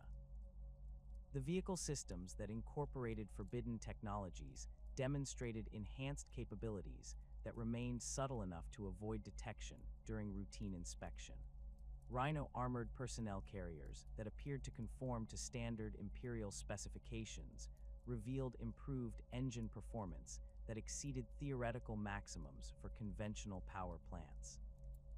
The machine spirits that inhabited these vehicles gradually developed consciousness that derived from extra-dimensional entities, their awareness growing more sophisticated as their exposure to forbidden technologies increased. The Titan God machines that incorporated technologies derived from the ancient archives demonstrated capabilities that transcended the limitations of conventional war engine design. Their plasma reactors operated at efficiency levels that should have resulted in catastrophic containment failures, but the dimensional manipulation techniques incorporated into their systems allowed them to tap into energy sources that existed outside normal reality. The weapon systems mounted on these corrupted titans could reconfigure themselves during combat, adapting to counter whatever defensive measures their opponents employed. The logistics networks that supported Dark Mechanicum operations incorporated transportation systems that operated through dimensional manipulation techniques. Supply lines that had once relied on conventional spacecraft now utilized quantum entanglement phenomena to transfer materials across vast distances instantaneously. These systems operated through dimensional barriers that existed outside normal space-time, providing the traitor forces with logistical capabilities that exceeded anything available to their loyalist opponents. The research facilities that Kelbor-Hal established throughout the Dark Mechanicum's domain focused on expanding the applications of forbidden technologies recovered from the ancient archives. These installations operated under security protocols that incorporated dimensional manipulation techniques, their locations existing partially outside normal space-time in ways that made them difficult to detect through conventional surveillance methods. The experiments conducted within these facilities pushed the boundaries of technological possibility far beyond anything previously attempted by human science. The demon-possessed titans that emerged from these corrupted forges represented the ultimate fusion of mechanical engineering and extra-dimensional consciousness. The Legio Mortis God machines that had been modified according to Kelbor-Hal's specifications demonstrated capabilities that transcended the limitations of conventional war engine design. Their plasma reactors incorporated containment systems that operated through dimensional barriers, allowing them to channel energy outputs that would have destroyed orthodox reactor assemblies within seconds of activation. The Warlord-class Titan Die Zeri became the prototype for these corrupted war machines, its machine spirit replaced by an entity that existed beyond the material realm. The consciousness that inhabited this god machine possessed awareness that spanned multiple dimensions, its intelligence capable of processing tactical information through quantum entanglement phenomena that operated faster than conventional cogitator systems. The weapon systems mounted on this corrupted titan could reconfigure their molecular structure during combat, adapting their energy output patterns to counter whatever defensive measures their opponents employed. The plasma destructors that served as the primary armament for these demon possessed titans operated on principles that violated fundamental laws of thermodynamics. Rather than generating plasma through conventional fusion reactions, these weapons manipulated dimensional barriers to access energy reservoirs that existed outside normal space-time. The plasma streams they produced existed in multiple states simultaneously, allowing them to phase through void shields while maintaining sufficient mass to cause devastating structural damage to their targets. The void shields that protected these corrupted god machines incorporated archaeotech components that had been recovered from the deepest Martian vaults. These defensive systems operated through dimensional displacement techniques that allowed them to deflect incoming attacks by redirecting the energy into parallel dimensions. The shield generators that powered these systems tapped into the same extra-dimensional energy sources that supplied the Titan's weapons, creating a feedback loop that enhanced their defensive capabilities as the intensity of incoming fire increased. The heretical knight suits that accompanied these demon-possessed titans demonstrated similar technological corruption on a smaller scale. The Imperial Night Walkers that had been modified according to Dark Mechanicum specifications incorporated servo systems that operated through quantum entanglement phenomena. The enhanced agility and strength these modifications provided came at the cost of exposing the pilot to influences that existed beyond the material realm, their consciousness gradually merging with extra-dimensional entities that inhabited the knight's corrupted machine spirit. The Questorus-class knights that served alongside the Traitor Legions featured weapons systems that incorporated dimensional manipulation techniques. Their thermal cannons operated by creating localized rifts in space-time that allowed them to channel stellar-level temperatures directly onto their targets. The energy beams these weapons produced existed partially outside normal reality, making conventional defensive measures ineffective against their devastating effects. The Cerastus-class knights that specialized in close combat operations incorporated power weapons that operated through molecular displacement techniques.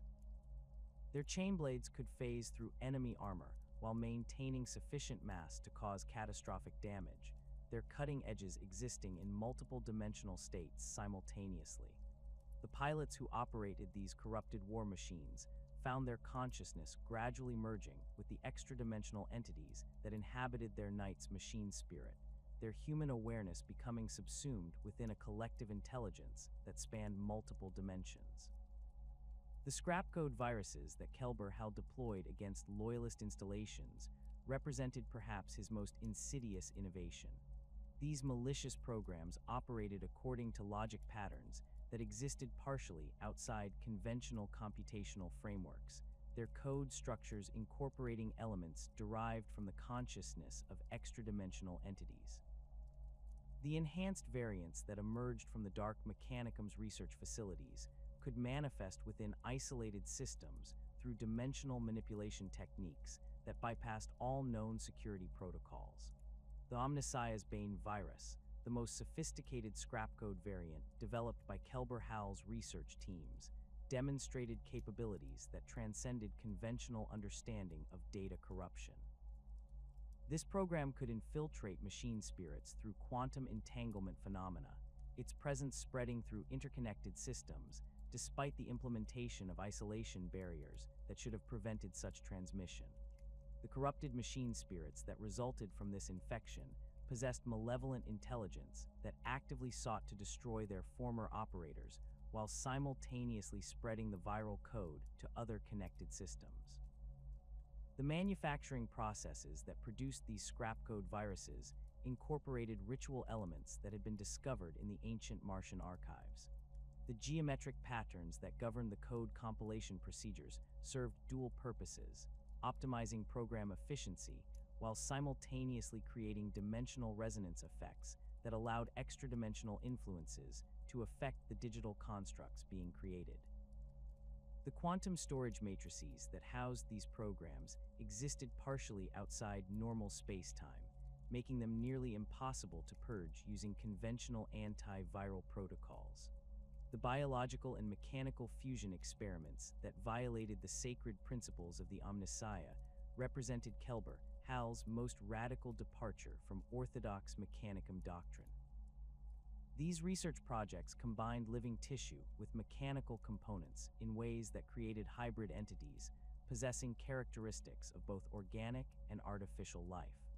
The laboratories that conducted these experiments operated under security protocols that incorporated dimensional manipulation techniques, their locations existing partially outside normal space-time to prevent detection by loyalist forces. The techno-organic synthesis protocols that governed these fusion experiments utilized principles derived from the ancient archives, combined with knowledge provided by extra-dimensional entities. The manufacturing processes that created these hybrid constructs incorporated living tissue that had been modified at the genetic level to accept mechanical augmentation without triggering biological rejection responses. The resulting organisms possessed cellular structures that could interface directly with mechanical systems, creating seamless integration between organic and artificial components. The Obliterator virus represented the most successful application of these fusion techniques, creating space marines whose power armor had literally merged with their biological systems. The infected warriors demonstrated capabilities that exceeded anything possible with conventional augmentation, their weapon systems growing directly from their transformed flesh while maintaining the precision and reliability associated with Mechanicum manufacturing. The consciousness that inhabited these hybrid entities derived from extra-dimensional sources, their awareness spanning multiple dimensions while maintaining the tactical knowledge and combat experience of their original Space Marine hosts. The demon engines that incorporated biological components demonstrated enhanced adaptability compared to purely mechanical constructs. The Maulerfiend variants that emerged from these fusion experiments possessed organic nervous systems that could process tactical information through quantum entanglement phenomena, allowing them to coordinate their actions with supernatural precision. The mechanical components that formed their primary structure could reconfigure themselves during combat, adapting to counter whatever threats they encountered while maintaining the essential characteristics that identified them as products of Dark Mechanicum manufacturing. The mass production of corrupted weapons and equipment for the Horus Heresy war effort required the establishment of new manufacturing facilities throughout the Dark Mechanicum's domain. These installations operated on principles that combined conventional industrial processes with dimensional manipulation techniques, their production lines capable of creating materials that existed in multiple states simultaneously. The weapons and equipment that emerged from these facilities exceeded imperial specifications by margins that should have been impossible with orthodox manufacturing processes.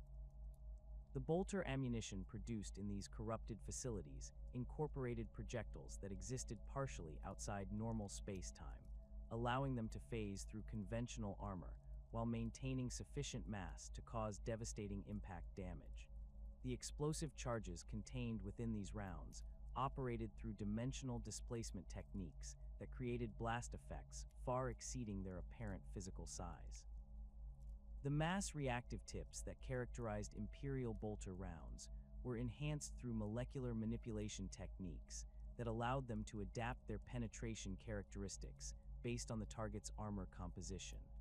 The power armor components manufactured according to Dark Mechanicum specifications incorporated servo systems that operated through quantum entanglement phenomena. The enhanced strength and durability these modifications provided came at the cost of exposing the wearer to influences that existed beyond the material realm.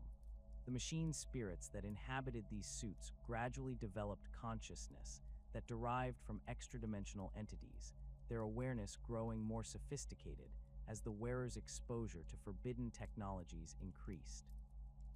The vehicle systems that incorporated forbidden technologies demonstrated enhanced capabilities that remained subtle enough to avoid detection during routine inspection.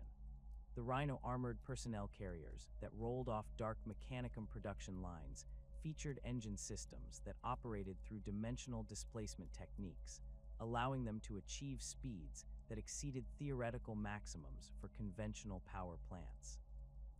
The armor plating that protected these vehicles incorporated materials that existed in multiple dimensional states simultaneously, providing protection against weapons that operated on principles outside conventional physics. The Land Raider variants that served as heavy support for the Traitor Legion's incorporated weapons systems that operated through dimensional manipulation techniques. Their last cannons could fire energy beams that existed partially outside normal space-time, allowing them to penetrate void shields and ceramite armor with equal effectiveness. The targeting systems that guided these weapons possessed consciousness derived from extra-dimensional entities, granting them supernatural accuracy that exceeded anything possible with conventional machine spirits.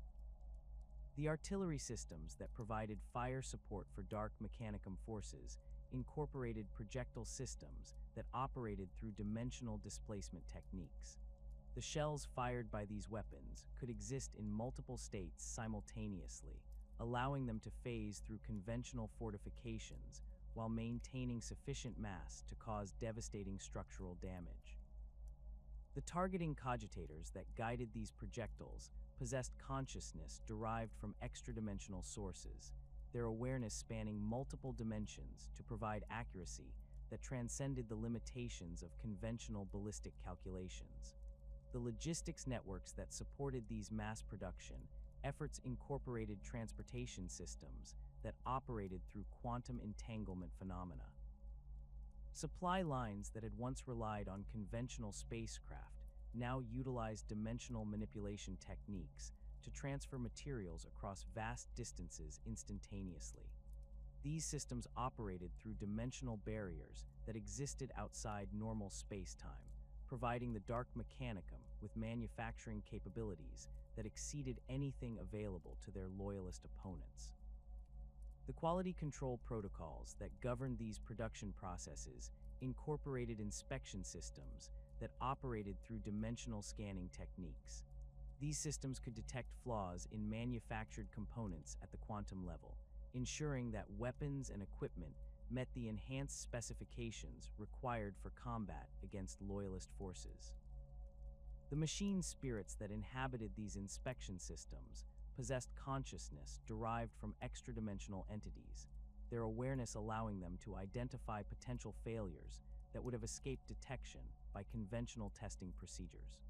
The research and development facilities that supported these manufacturing operations conducted experiments that pushed the boundaries of technological possibility far beyond anything previously attempted by human science.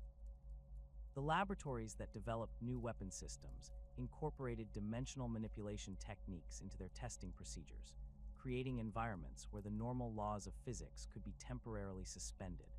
The prototypes that emerged from these facilities demonstrated capabilities that exceeded anything in the Imperial arsenal, their performance characteristics limited only by the imagination of their creators and the willingness of extra-dimensional entities to provide technological guidance.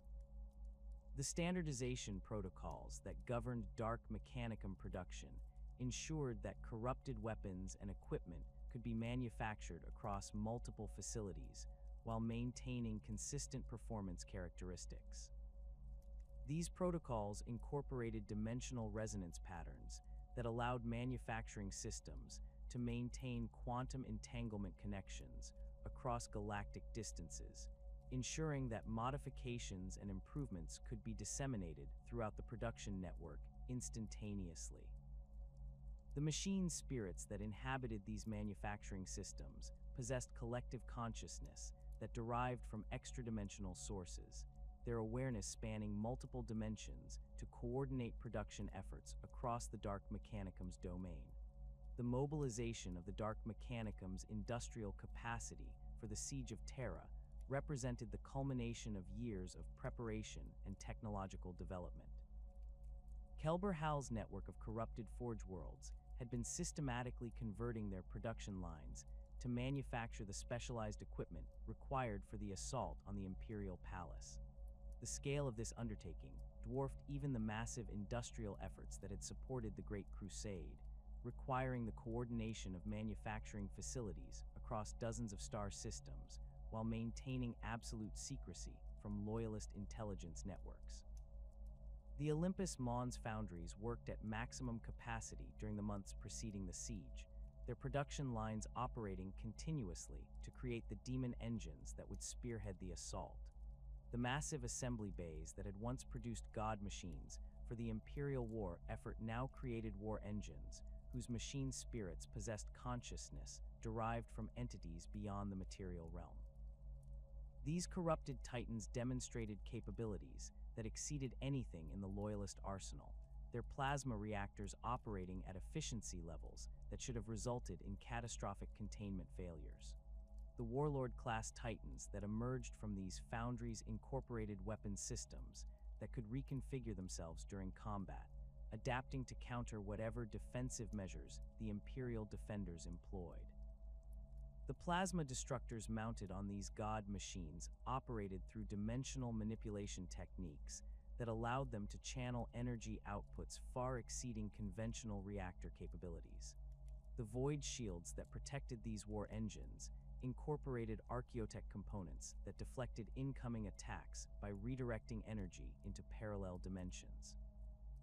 The Reaver-class Titans that accompanied these larger war machines featured enhanced mobility systems that operated through dimensional displacement techniques. Their stride patterns could phase through solid obstacles while maintaining the structural integrity necessary for sustained combat operations.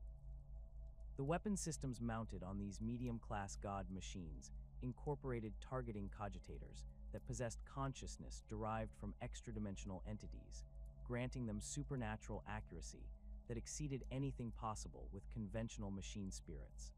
The Warhound-class Scout Titans that served as reconnaissance and fast attack units demonstrated agility that transcended the limitations of purely mechanical locomotion systems. Their servo mechanisms operated through quantum entanglement phenomena that allowed them to coordinate their movements with precision that exceeded human reaction times. The plasma blast guns and turbo laser destructors that served as their primary armament could fire energy beams that existed partially outside normal space-time, penetrating void shields and ceramite armor with equal effectiveness. The demon engines that would support the Titan assault represented a fundamental departure from orthodox Mechanicum design philosophy. The Defiler-class constructs that rolled off the production lines incorporated quadrupedal locomotion systems that utilized dimensional displacement techniques, allowing these war machines to phase through the defensive barriers that protected the Imperial Palace's outer perimeter. Their battle cannons operated through dimensional manipulation techniques that allowed projectiles to emerge within target structures regardless of intervening obstacles. The Forgefiend variants that specialized in siege operations incorporated plasma cannons that operated by creating localized rifts in space-time.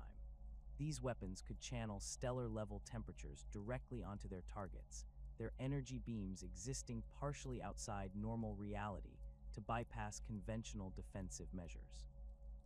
The targeting systems that guided these weapons possessed consciousness derived from extra-dimensional sources, their awareness spanning multiple dimensions to provide accuracy that transcended conventional ballistic calculations. The Mauler-Fiend assault engines that would lead the close-quarters combat operations incorporated organic nervous systems that could process tactical information through quantum entanglement phenomena. Their power fists and magma cutters operated through molecular displacement techniques that allowed them to phase through enemy armor while maintaining sufficient mass to cause catastrophic structural damage. The machine spirits that inhabited these constructs possessed malevolent intelligence that actively sought to inflict maximum destruction upon their targets. The scrap code viruses that Kelbor-Hal prepared for deployment against the Imperial Palace's defensive systems represented perhaps his most insidious contribution to the siege effort. These malicious programs operated according to logic patterns that existed partially outside conventional computational frameworks, their code structures incorporating elements derived from the consciousness of extra-dimensional entities. The enhanced variants that emerged from months of development could manifest within isolated systems through dimensional manipulation techniques that bypassed all known security protocols. The Omnissiah's Bane virus, specifically designed to target the machine spirits that controlled the Imperial Palace's defensive systems, demonstrated capabilities that transcended conventional understanding of data corruption. This program could infiltrate cogitator networks through quantum entanglement phenomena, its presence spreading through interconnected systems despite the implementation of isolation barriers that should have prevented such transmission. The corrupted machine spirits that resulted from this infection would turn the palace's own defenses against its defenders, creating chaos within the loyalist command structure. The manufacturing processes that produced these scrap code viruses incorporated ritual elements that had been discovered in the ancient Martian archives. The geometric patterns that governed the code compilation procedures served dual purposes, optimizing program efficiency while simultaneously creating dimensional resonance effects that that allowed extra-dimensional influences to affect the digital constructs being created. The quantum storage matrices that housed these programs existed partially outside normal space-time, making them nearly impossible to purge using conventional anti-viral protocols. The coordination between Kelbor-Hal's forces and the traitor legions required the establishment of new communication protocols that could maintain contact across the vast distances involved in the siege operation.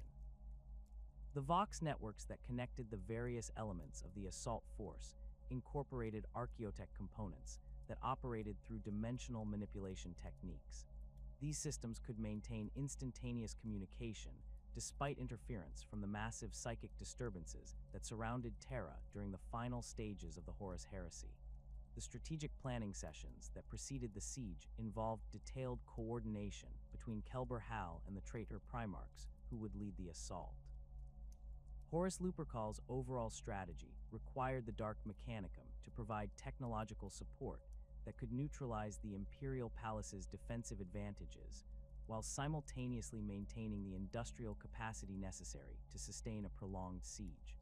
The War Master's understanding of the Palace's defensive systems, gained through his previous service as the Emperor's most trusted general, provided crucial intelligence that shaped the Dark Mechanicum's tactical preparations. Perdurabo's expertise in siege warfare complemented Kelbor-Hal's technological innovations, creating a synergy that enhanced the effectiveness of both the Iron Warriors Legion and the Dark Mechanicum's war machines.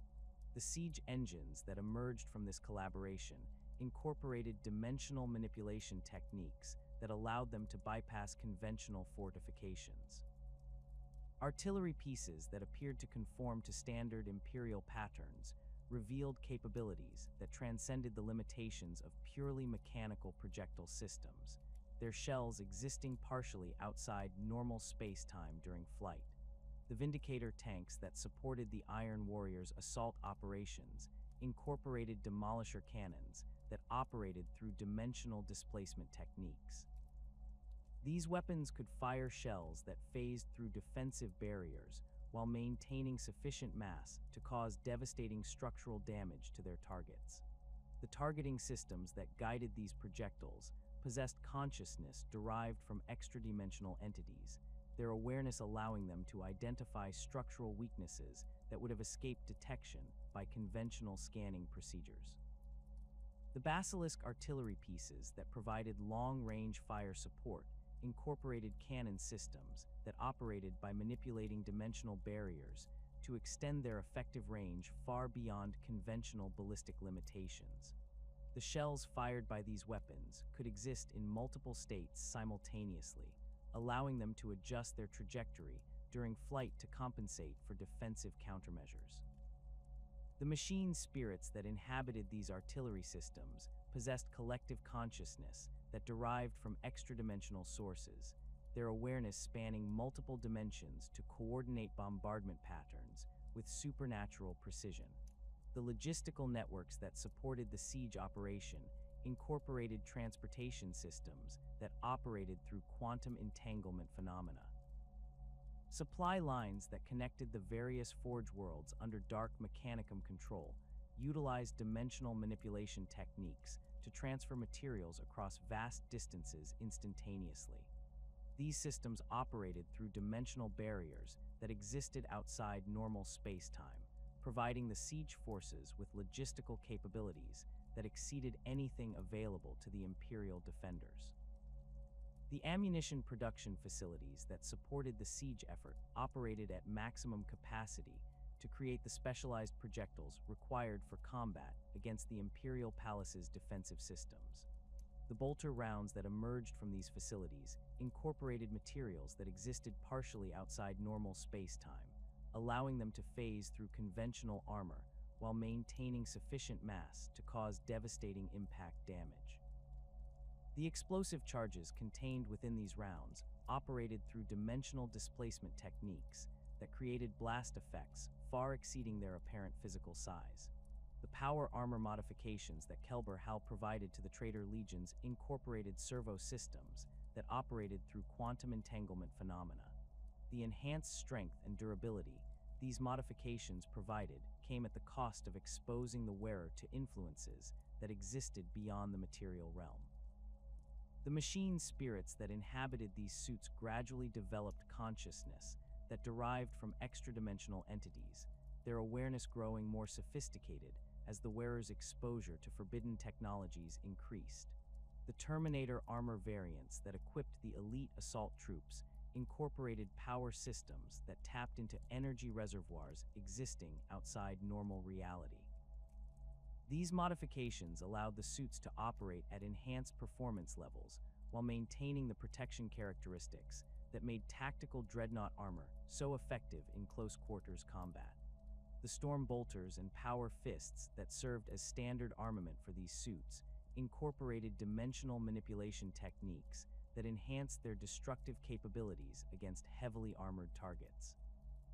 The deployment of these corrupted forces during the siege's opening phases demonstrated the extent to which the Dark Mechanicum had transcended the limitations of orthodox imperial technology. The Titan legions that advanced across Terra's surface toward the Imperial Palace moved with coordination that exceeded anything possible with conventional machine spirits. Their plasma weapons created breaches in the palace's outer defenses that allowed the traitor legions to establish footholds within the defensive perimeter. The Legio Mortis god machines that led the assault incorporated targeting systems that possessed consciousness derived from extra-dimensional entities. Their plasma destructors could fire energy beams that existed partially outside normal space-time, penetrating the void shields that protected the palace's defensive towers while maintaining sufficient energy density to cause catastrophic structural damage. The machine spirits that inhabited these war engines demonstrated tactical awareness that exceeded human comprehension, their decision-making processes operating through quantum entanglement phenomena that allowed them to coordinate their actions with supernatural precision. The Legio Vulpa Titans that supported the main assault incorporated close combat weapons that operated through molecular displacement techniques. Their power claws and chain fists could phase through enemy armor while maintaining sufficient mass to cause devastating damage to their targets. The heat-seeking missiles that served as their primary ranged weaponry incorporated guidance systems that possessed consciousness derived from extra-dimensional sources, their awareness allowing them to track targets through dimensional barriers that would have defeated conventional sensor systems. The demon engines that accompanied these Titan assaults demonstrated capabilities that exceeded anything in the Imperial arsenal.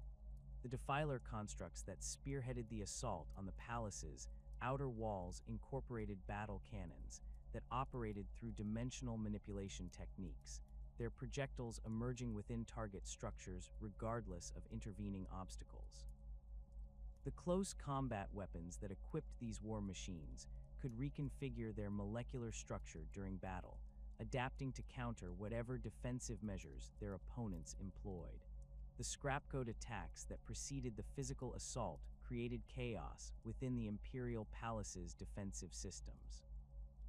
The Omnissiah's Bane virus infiltrated the cogitator networks that controlled everything from atmospheric processors to weapons targeting arrays, its presence spreading through interconnected systems, despite the implementation of isolation barriers that should have prevented such transmission.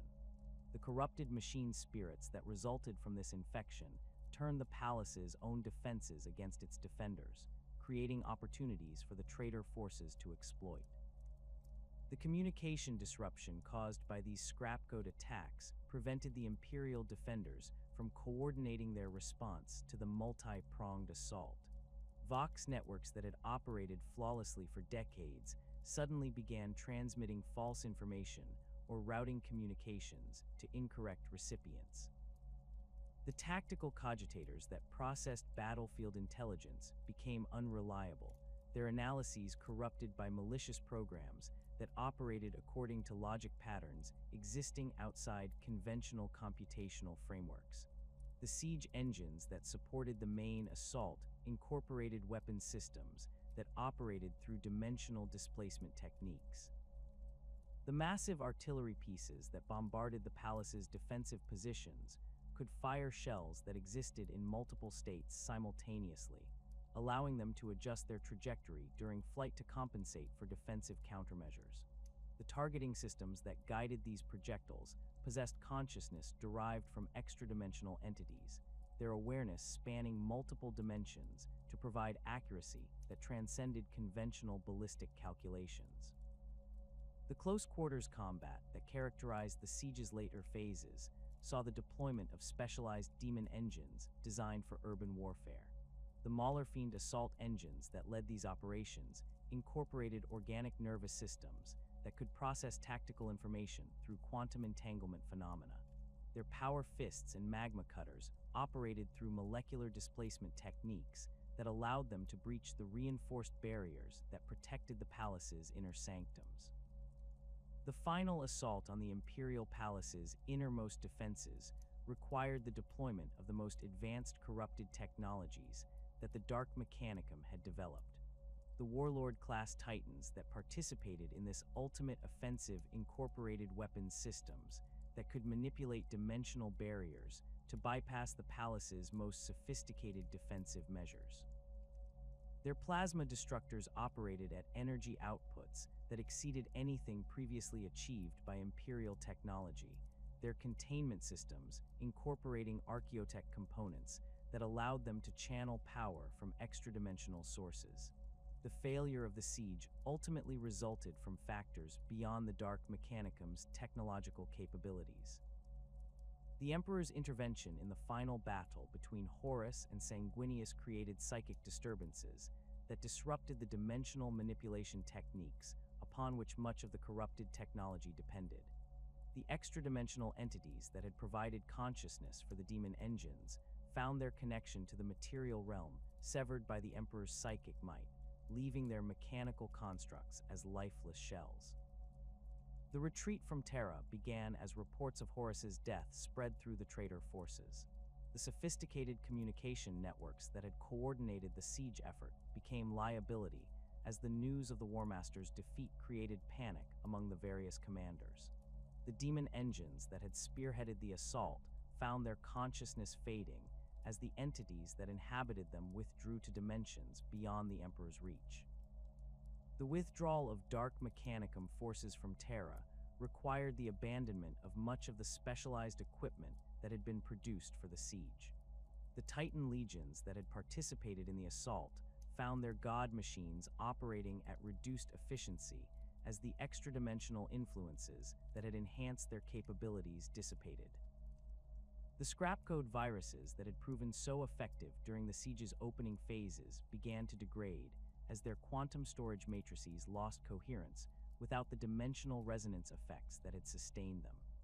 The great scouring that followed the siege's failure represented a systematic Imperial counter-offensive designed to purge the galaxy of traitor forces and reclaim the worlds that had fallen under Chaos influence.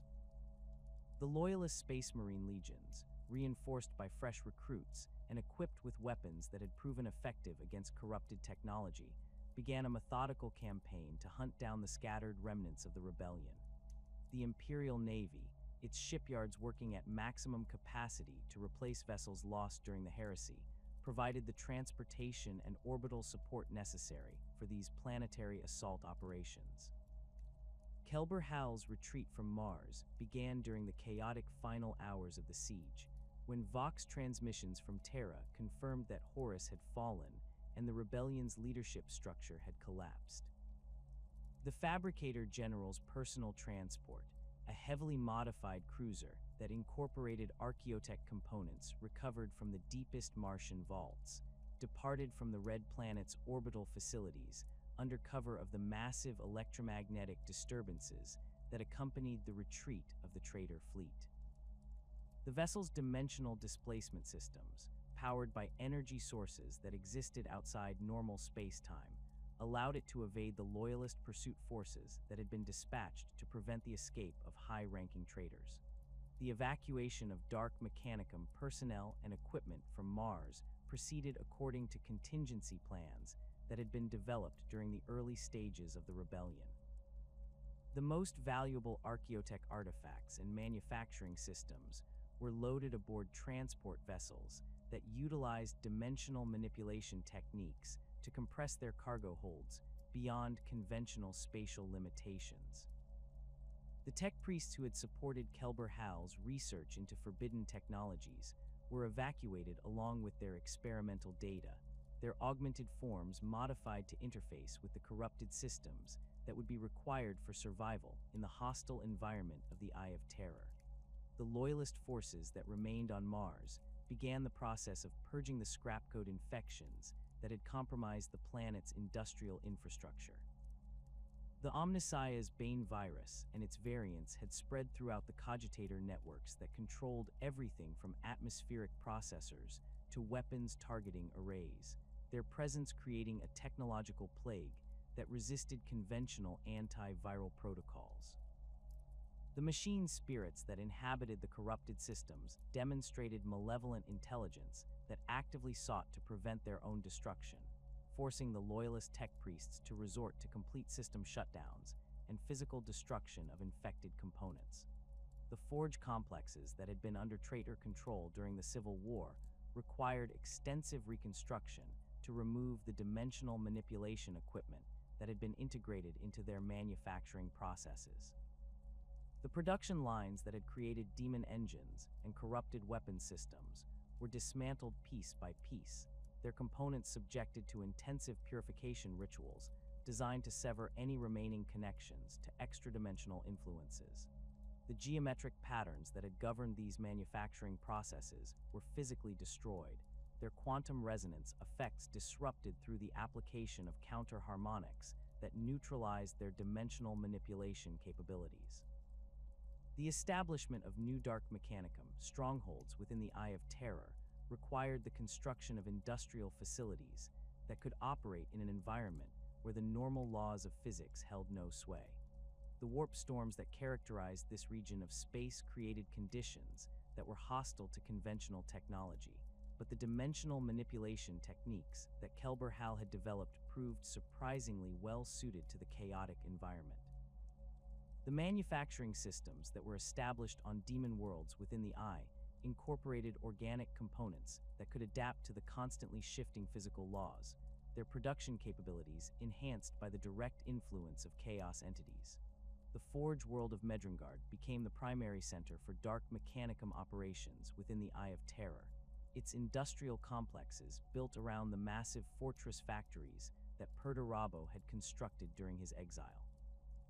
The Iron Warrior's expertise in siege warfare complemented the Dark Mechanicum's technological innovations, creating a synergy that enhanced the capabilities of both factions.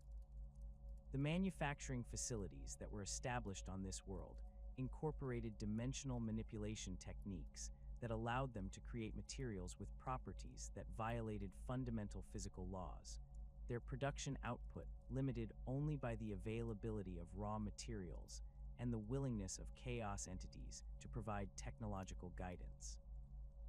The demon engines that emerged from these corrupted facilities demonstrated capabilities that exceeded even the war machines that had been deployed during the Siege of Terra. The Defiler-class constructs that rolled off the production lines incorporated quadrupedal locomotion systems that utilized dimensional displacement techniques, allowing these war machines to phase through solid obstacles while maintaining the structural integrity necessary for sustained combat operations. Their battle cannons operated through dimensional manipulation techniques that allowed projectiles to emerge within target structures regardless of intervening obstacles, their targeting systems possessing consciousness derived from chaos entities that provided supernatural accuracy.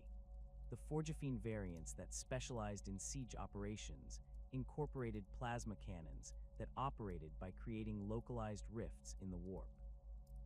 These weapons could channel the raw energy of chaos directly onto their targets, their destructive effects limited only by the operator's ability to maintain control over the dimensional barriers that contain the chaotic forces. The targeting systems that guided these weapons possessed consciousness derived from demon entities, their awareness spanning multiple dimensions to provide accuracy that transcended conventional ballistic calculations. The pursuit by Loyalist forces began within weeks of the traitors' retreat from Terra, as Imperial Navy battle groups were dispatched to hunt down the scattered remnants of the rebellion. The White Scars and Imperial Fists legions, their ranks reinforced by fresh recruits and equipped with weapons that had proven effective against corrupted technology, led the initial pursuit operations. Their strike cruisers and battle barges, modified with enhanced sensor arrays and warp tracking equipment, followed the energy signatures left by the traitors' dimensional displacement systems across the galaxy. The Loyalist pursuit forces faced significant challenges in tracking the Dark Mechanicum's retreat, as the dimensional manipulation techniques employed by the traitor vessels created sensor shadows that confused conventional tracking systems. The quantum entanglement phenomena that powered these systems operated outside normal space-time, making it difficult for Imperial forces to predict the traitors' destination or intercept their escape routes. The scrap code viruses that had been deployed during the siege continued to cause problems for Loyalist communication networks, their degraded but still functional programming creating false sensor readings and routing tactical intelligence to incorrect recipients. The first major engagement between pursuing Loyalist forces and retreating Dark Mechanicum elements occurred in the Cadian Gate region, where a battle group of corrupted vessels attempted to establish a temporary base of operations. The Imperial Navy forces that intercepted this flotilla found themselves facing opponents whose capabilities exceeded anything they had encountered during the heresy. The traitor vessels incorporated weapon systems that operated through dimensional manipulation techniques, their lance batteries firing energy beams that existed partially outside normal space-time to penetrate void shields and armor plating with devastating effectiveness. The demon engines that defended these vessels demonstrated capabilities that transcended the limitations of conventional shipboard security systems. The Mauler Fiend assault engines that had been modified for void warfare incorporated organic nervous systems that could process tactical information through quantum entanglement phenomena, allowing them to coordinate their actions with precision that exceeded human reaction times. Their power fists and magma cutters operated through molecular displacement techniques that allowed them to breach bulkheads and armor plating that should have been impervious to conventional cutting tools. The gradual fragmentation of the Dark Mechanicum began as the various Forge worlds that had supported Kelbor-Hal's rebellion found themselves isolated from central command and forced to operate independently. The communication networks that had coordinated the traitor war effort became unreliable as the quantum entanglement phenomena that powered them were disrupted by the chaotic environment of the Eye of Terror. The dimensional manipulation techniques that had allowed instantaneous communication across galactic distances proved vulnerable to the warp storms that characterized this region of space. The Forge world of Zana II, established in the Purtis Rift region through collaboration between the Dark Mechanicum and the Alpha Legion, became one of the first installations to lose contact with Kelbor-Hal's main force. The facility's manufacturing systems, which had incorporated dimensional manipulation techniques to create materials with impossible properties, began to malfunction as the entities that provided technological guidance withdrew their support. The weapons and equipment produced at this installation demonstrated increasingly erratic performance characteristics, their capabilities fluctuating based on the strength of local warp currents. The Cyclothwraith Forge world, established in the Maelstrom region through the efforts of the Word-Bearers Legion, faced similar challenges as the demon entities that inhabited its biomechanical laboratories began to pursue their own agendas rather than supporting the Dark Mechanicum's technological objectives. The hybrid constructs that emerged from these facilities demonstrated increasing independence from their creators, their organic components evolving in response to the chaotic environment, while their mechanical systems degraded due to lack of proper maintenance and replacement parts. The Loyalist forces that pursued these fragmented Dark Mechanicum elements found themselves facing opponents whose capabilities varied dramatically based on local conditions and the strength of chaos influence in each region. The Imperial Navy battle groups that hunted down isolated traitor vessels discovered that conventional tactics proved ineffective against enemies whose weapon systems operated according to principles that existed outside normal physics. The boarding actions that characterized these engagements required specialized equipment and training to counter the demon engines and scrapcode viruses that defended the traitor ships. The Iron Hands Legion, with their cultural emphasis on technological enhancement and mechanical augmentation, proved particularly effective in these anti-Dark Mechanicum operations. Their tech marines possessed the specialized knowledge necessary to identify and counter the corrupted technologies that the traitors employed, while their clan-based organization allowed them to adapt their tactics to the unique challenges presented by each engagement.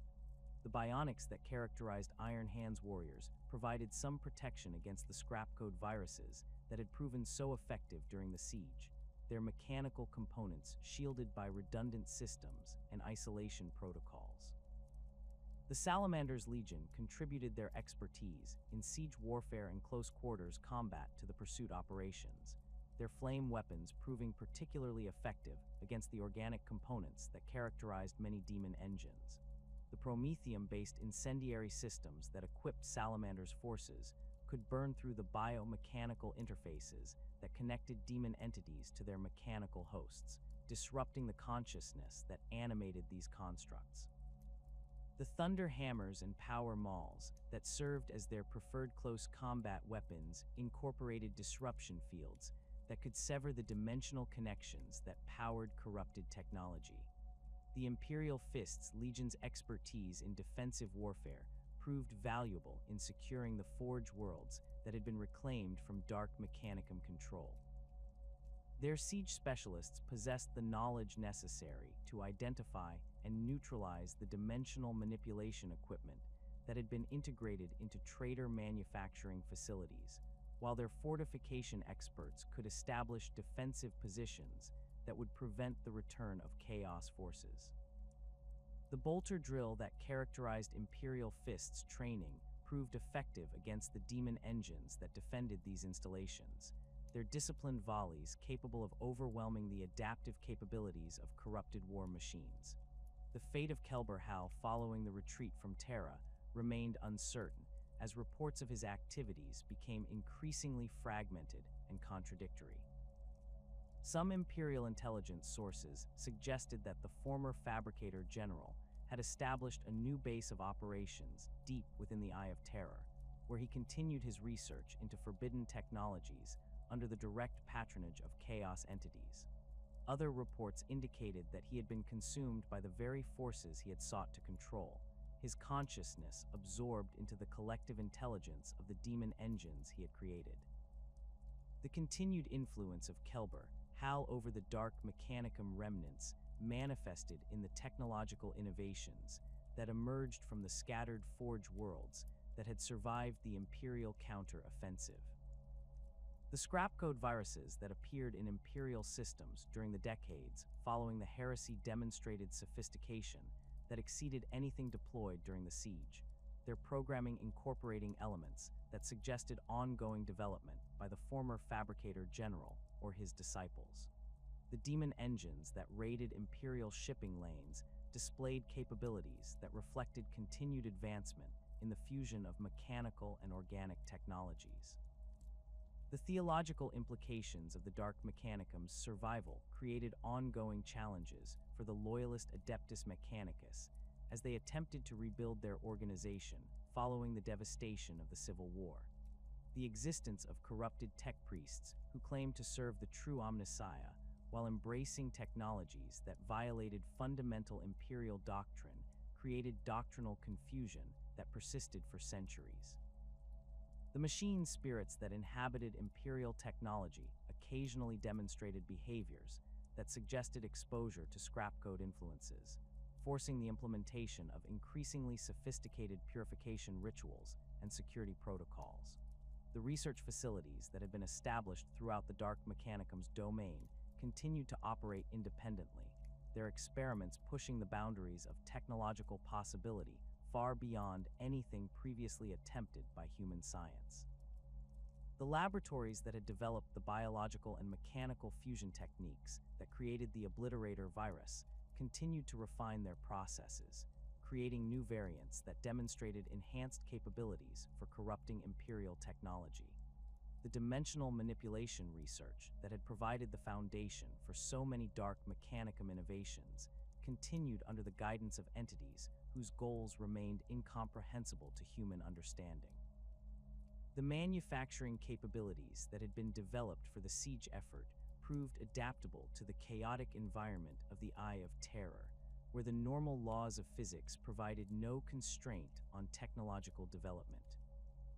The production lines that had created demon engines and corrupted weapons systems evolved to incorporate materials and energy sources that existed only within the warp, their output limited only by the availability of suitable hosts for demon entities and the willingness of chaos gods to provide technological guidance.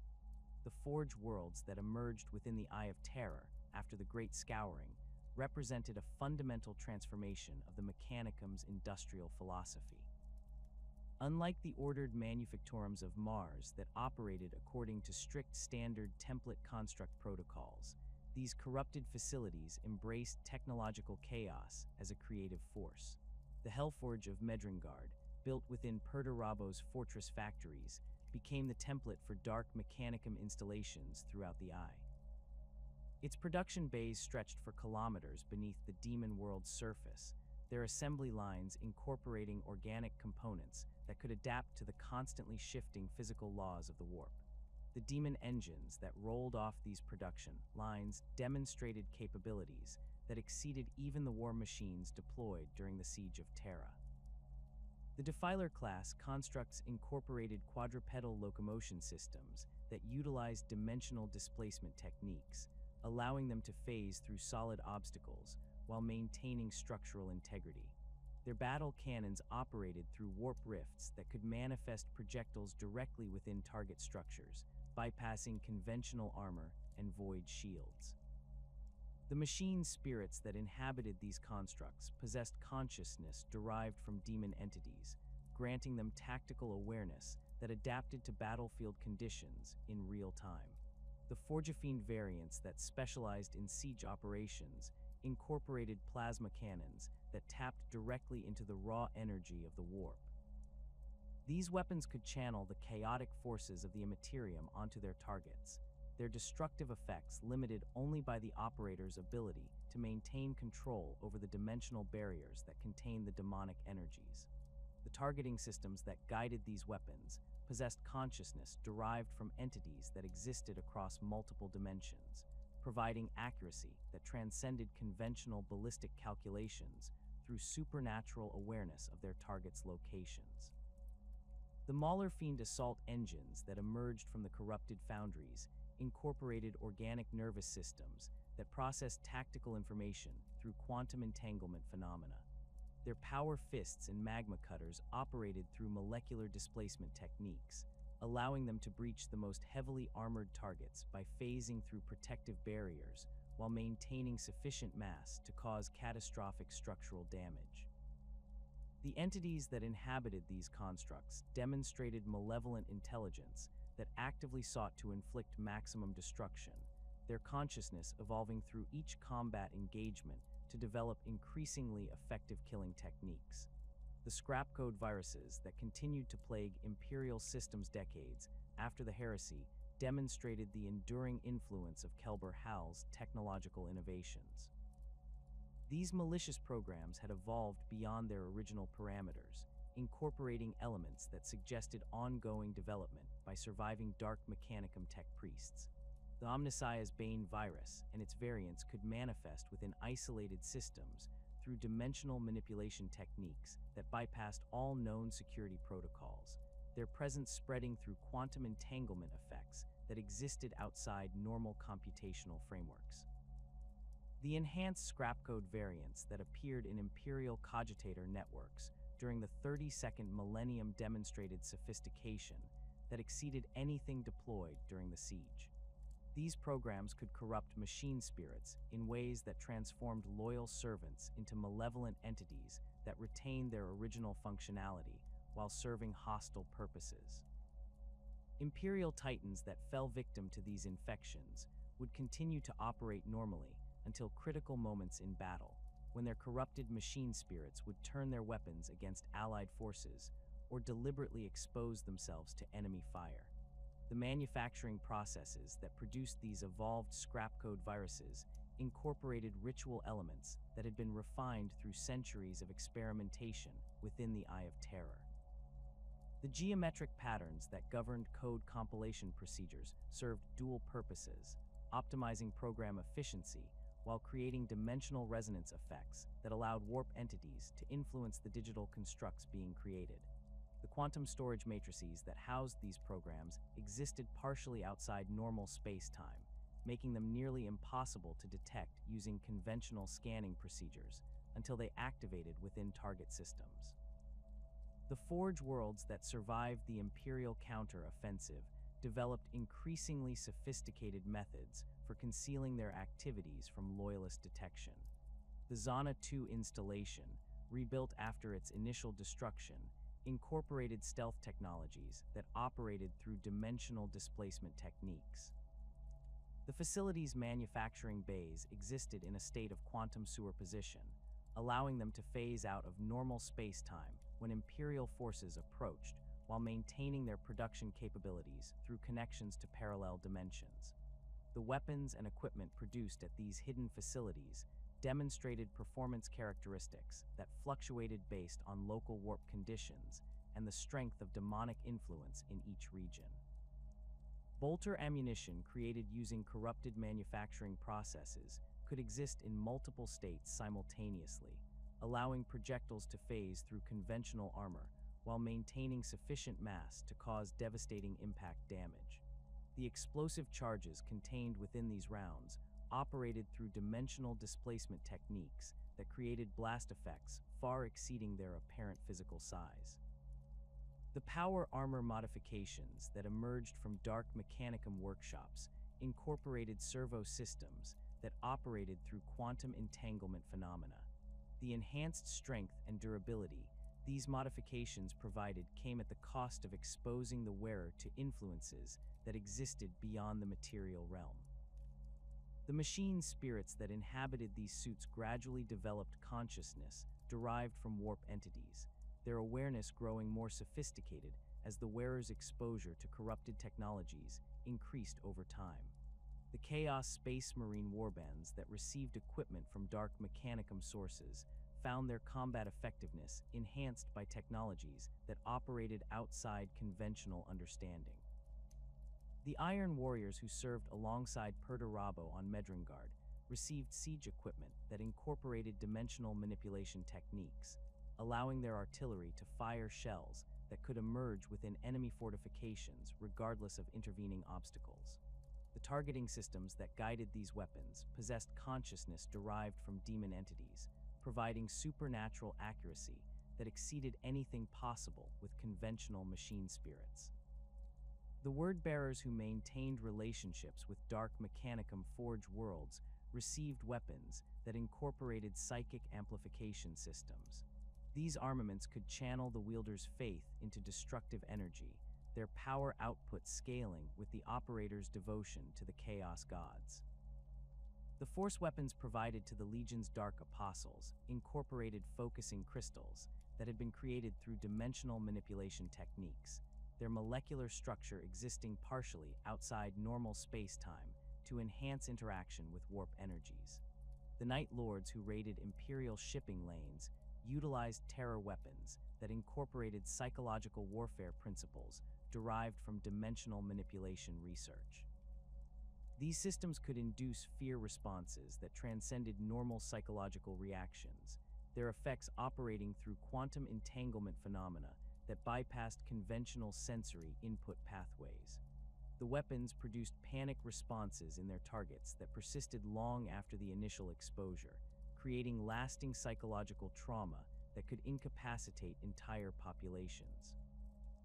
The Alpha Legion's relationship with Dark Mechanicum sources provided them with stealth technologies that operated through dimensional displacement techniques. Their power armor could phase partially out of normal space-time, making the wearer difficult to detect through conventional sensor systems while maintaining full combat effectiveness. The weapons systems that equipped these infiltration specialists incorporated targeting cogitators that possessed consciousness derived from warp entities, granting them supernatural awareness of their target's locations and behavioral patterns. The heretical teachings that Kelbor-Hal had developed during his corruption continued to influence subsequent generations of tech priests who embraced forbidden knowledge. The theological framework that justified the integration of warp-based technologies into imperial designs spread throughout the scattered Dark Mechanicum installations, creating a coherent doctrinal foundation for technological heresy. These teachings argued that the Omnissiah's divine nature encompassed all forms of knowledge, including principles that existed beyond the material realm. The tech priests who embraced these corrupted doctrines underwent augmentation procedures that incorporated components derived from demon engines and scrapcode viruses. Their mechadendrite appendages could interface directly with warp-based systems, allowing them to control corrupted technologies that would have been impossible for orthodox Mechanicum adepts to operate. The neural implants that enhanced their cognitive capabilities incorporated quantum processing matrices that existed partially outside normal space-time, granting them awareness that spanned multiple dimensions. The research facilities that these Heretical tech priests established throughout the galaxy pushed the boundaries of technological possibility far beyond anything previously attempted by human science. The laboratories that developed biological and mechanical fusion techniques continued to refine their processes, creating new variants of the obliterator virus that demonstrated enhanced capabilities for corrupting imperial technology. The dimensional manipulation research that provided the foundation for so many Dark Mechanicum innovations evolved under the guidance of entities whose goals remained incomprehensible to human understanding.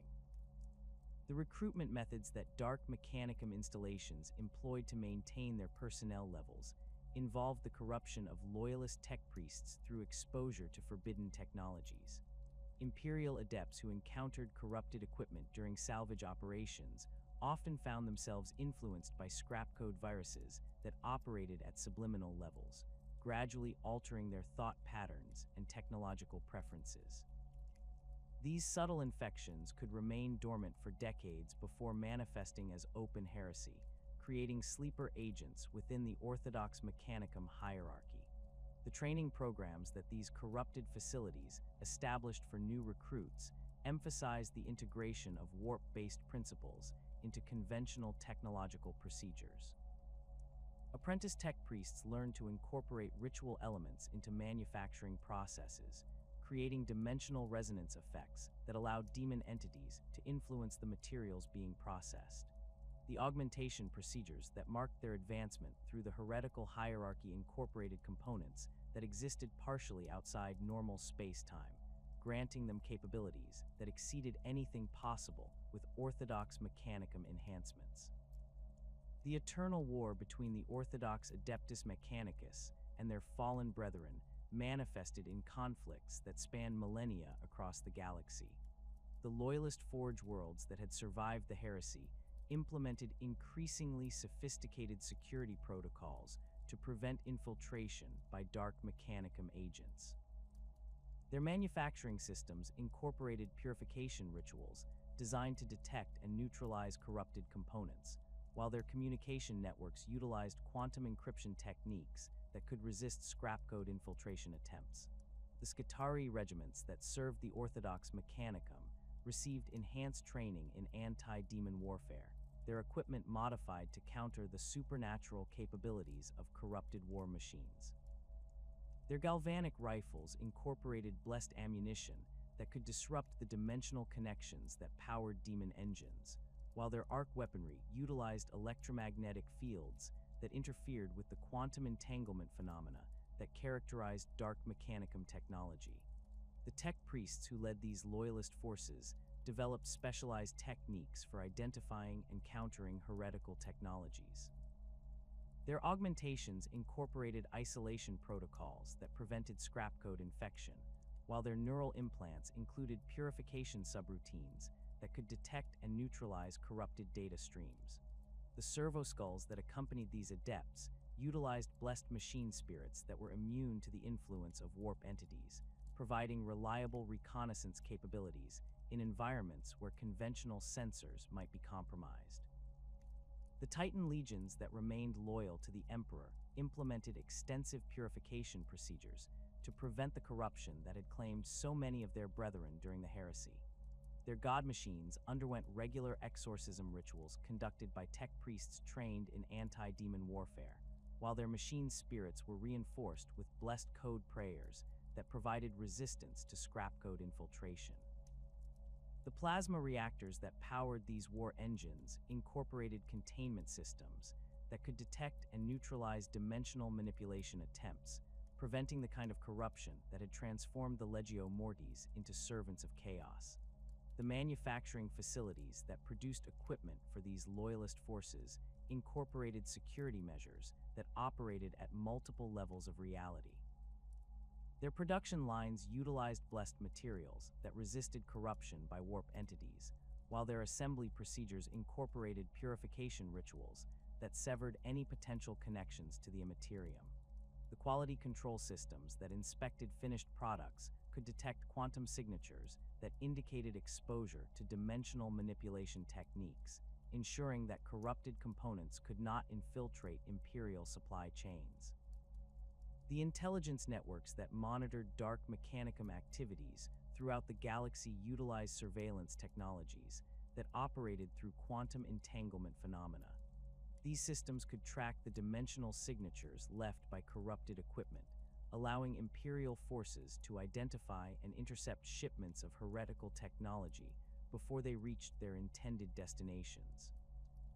The data processing centers that analyzed this intelligence incorporated isolation protocols that prevented scrap code infiltration, while their machine spirits underwent regular purification procedures to maintain their loyalty to the Emperor. The Forge worlds that served as bastions of orthodox Mechanicum doctrine implemented defensive measures that could counter the supernatural capabilities of Dark Mechanicum assault forces. Their void shields incorporated blessed components that could resist the dimensional manipulation techniques used by demon engines, while their weapon systems utilized targeting cogitators that were immune to the influence of warp entities. The Skitarii regiments that defended these installations received equipment that incorporated anti-demon technologies, their weapons blessed by tech priests trained in the identification and neutralization of corrupted war machines. The research programs that these loyalist facilities conducted focused on developing countermeasures to the technologies that the Dark Mechanicum had created. Their laboratories worked to understand the principles that govern dimensional manipulation techniques, seeking ways to disrupt the quantum entanglement phenomena that powered corrupted equipment. The scientists who conducted these investigations underwent extensive psychological screening to ensure their resistance to the corrupting influence of forbidden knowledge, while their research facilities incorporated multiple layers of security to prevent infiltration by heretical agents. The technological innovations that emerged from these counter-research programs provided Imperial forces with weapons and equipment that could effectively engage Dark Mechanicum forces.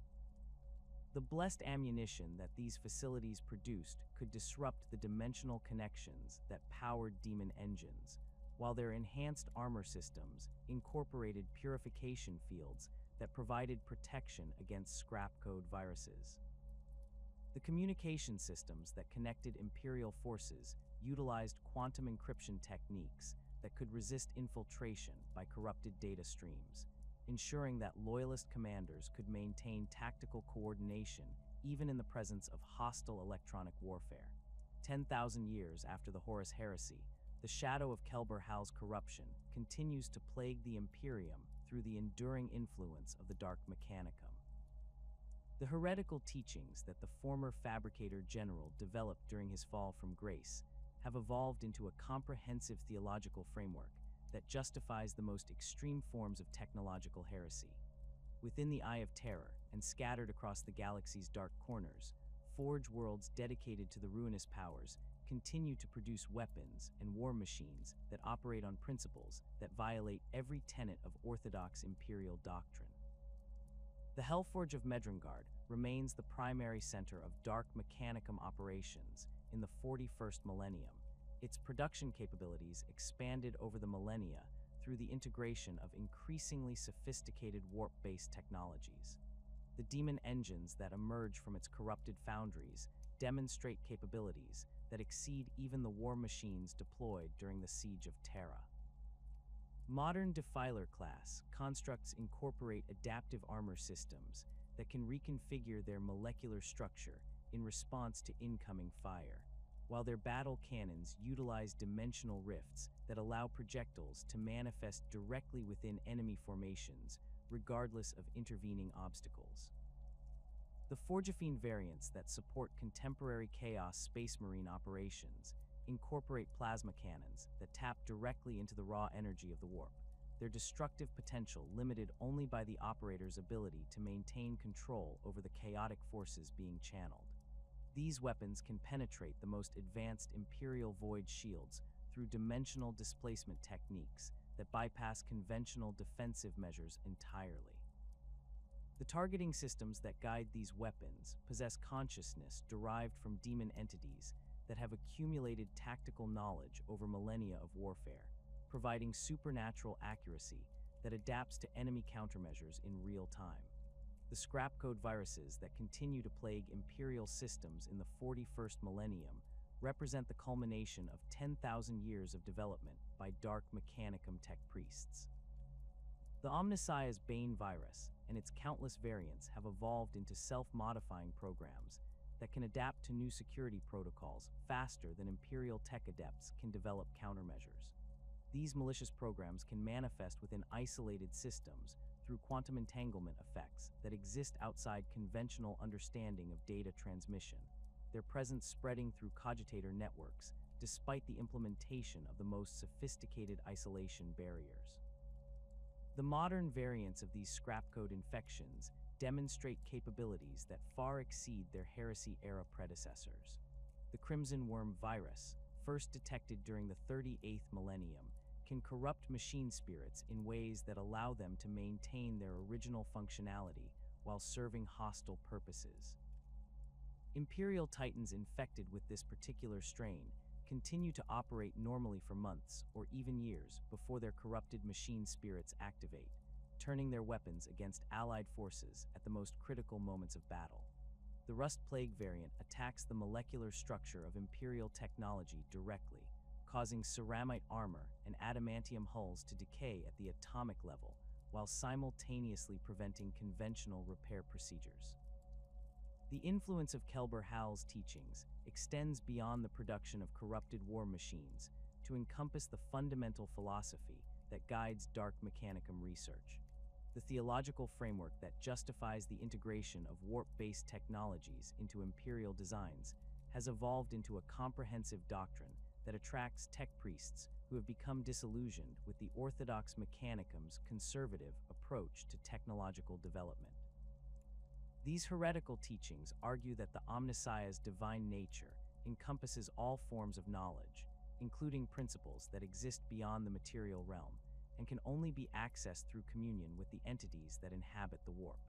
The recruitment methods that Dark Mechanicum installations employ in the 41st millennium involve sophisticated corruption techniques that can turn loyal Imperial servants into willing agents of chaos. Scrapcode viruses that operate at subliminal levels gradually alter the thought patterns of tech priests who encounter corrupted equipment during salvage operations, creating sleeper agents within the orthodox Mechanicum hierarchy. These subtle infections can remain dormant for decades before manifesting as open heresy, allowing corrupted individuals to achieve positions of significant authority before their true allegiances are revealed. The training programs that Dark Mechanicum facilities establish for new recruits emphasize the integration of ritual elements into conventional technological procedures. Apprentice tech priests learn to incorporate geometric patterns and incantations that create dimensional resonance effects, allowing demon entities to influence the materials being processed during manufacturing operations. The augmentation procedures that mark advancement through the heretical hierarchy incorporate components that exist partially outside normal space-time, granting capabilities that exceed anything possible with orthodox mechanicum enhancements, while simultaneously exposing the recipient to the corrupting influence of warp entities. The role of Dark Mechanicum forces in major conflicts of the 41st millennium demonstrates the enduring strategic value of their technological innovations.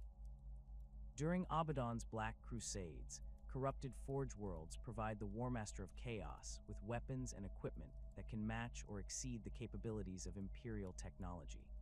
The 13th Black Crusade that culminated in the fall of Cadia saw the deployment of demon engines that incorporated 10,000 years of technological development, their capabilities far exceeding anything the Imperium could field in response.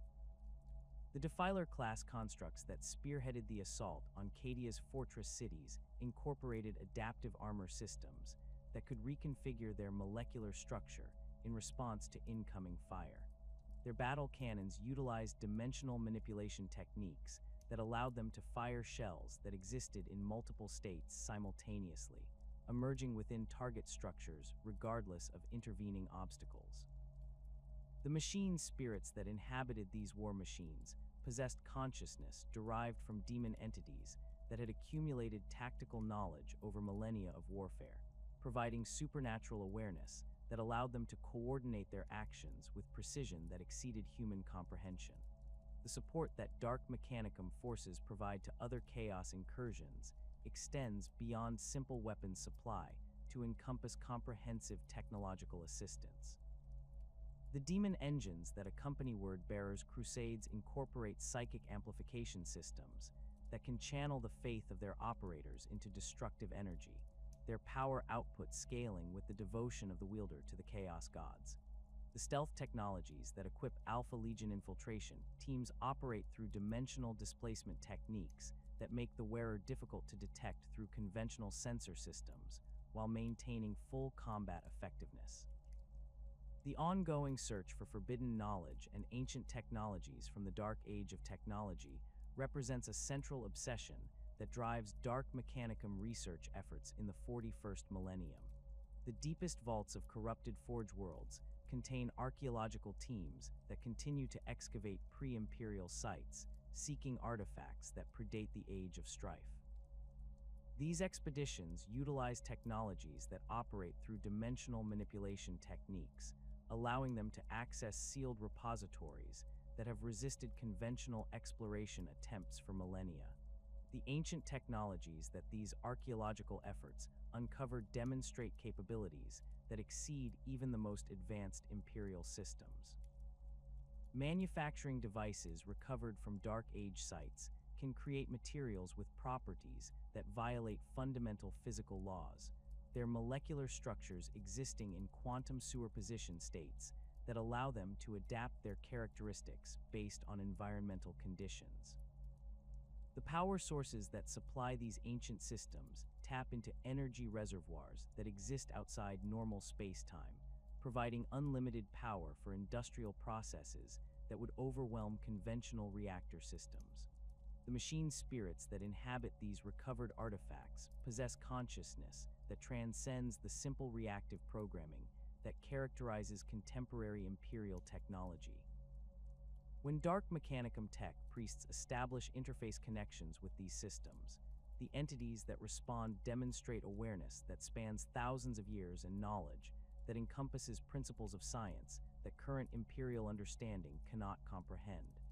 These ancient intelligences provide guidance for research projects that push the boundaries of technological possibility far beyond anything previously attempted by human science.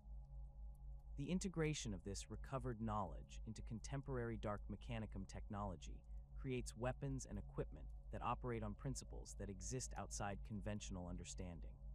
The demon engines that emerge from these research programs incorporate components that exist partially outside normal space-time, their capabilities limited only by the imagination of their creators and the willingness of warp entities to provide technological guidance.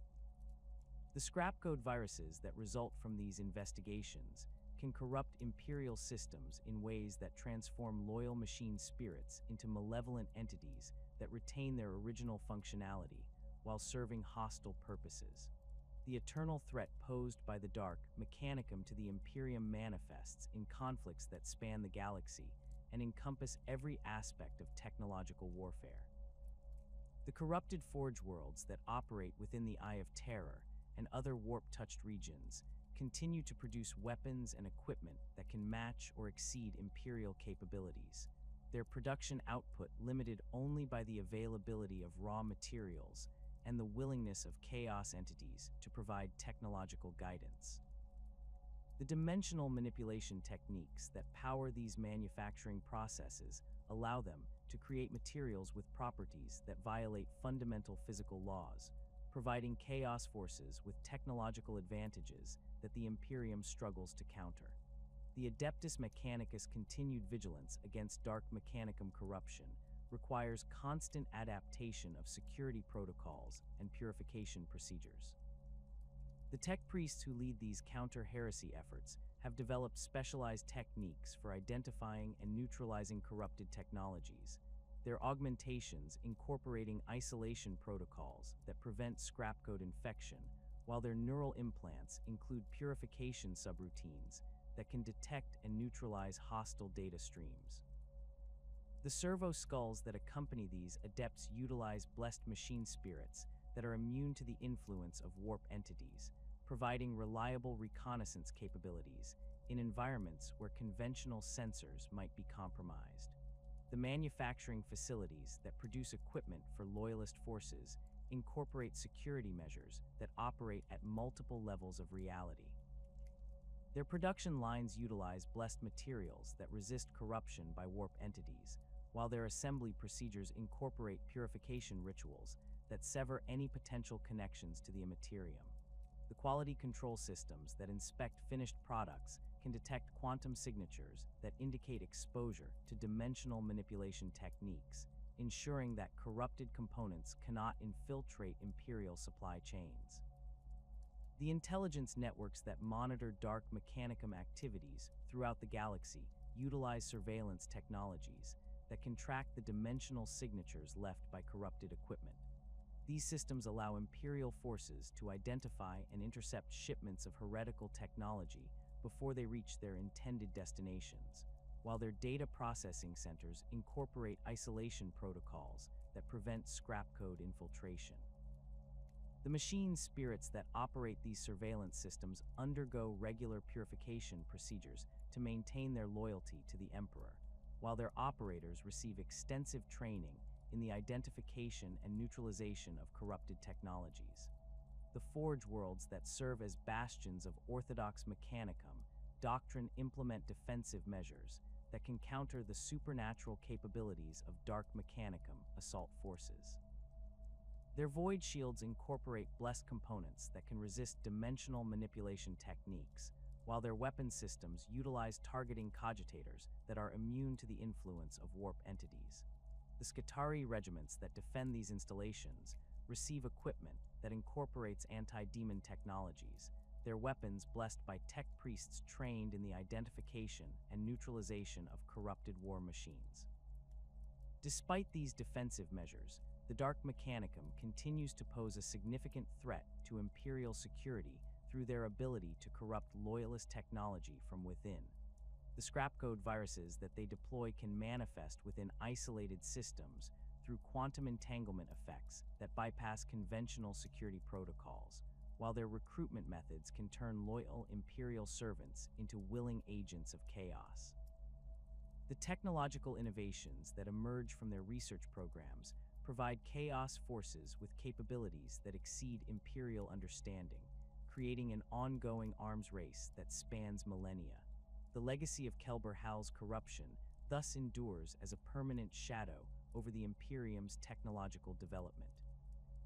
His teachings continue to influence generations of heretical tech priests who seek to transcend the limitations of orthodox doctrine through communion with the entities that inhabit the warp. The Forge worlds that embrace his philosophical framework produce weapons and war machines that operate on principles that violate every tenet of imperial science, their capabilities limited only by the imagination of their creators and the willingness of chaos entities to provide guidance. In the grim darkness of the 41st millennium, where there is only war, the Dark Mechanicum stands as a testament to the dangers of unchecked technological ambition. The corrupted forge worlds that operate within the Eye of Terror and scattered across the galaxy's dark corners continue to produce instruments of destruction that threaten the very foundations of imperial civilization.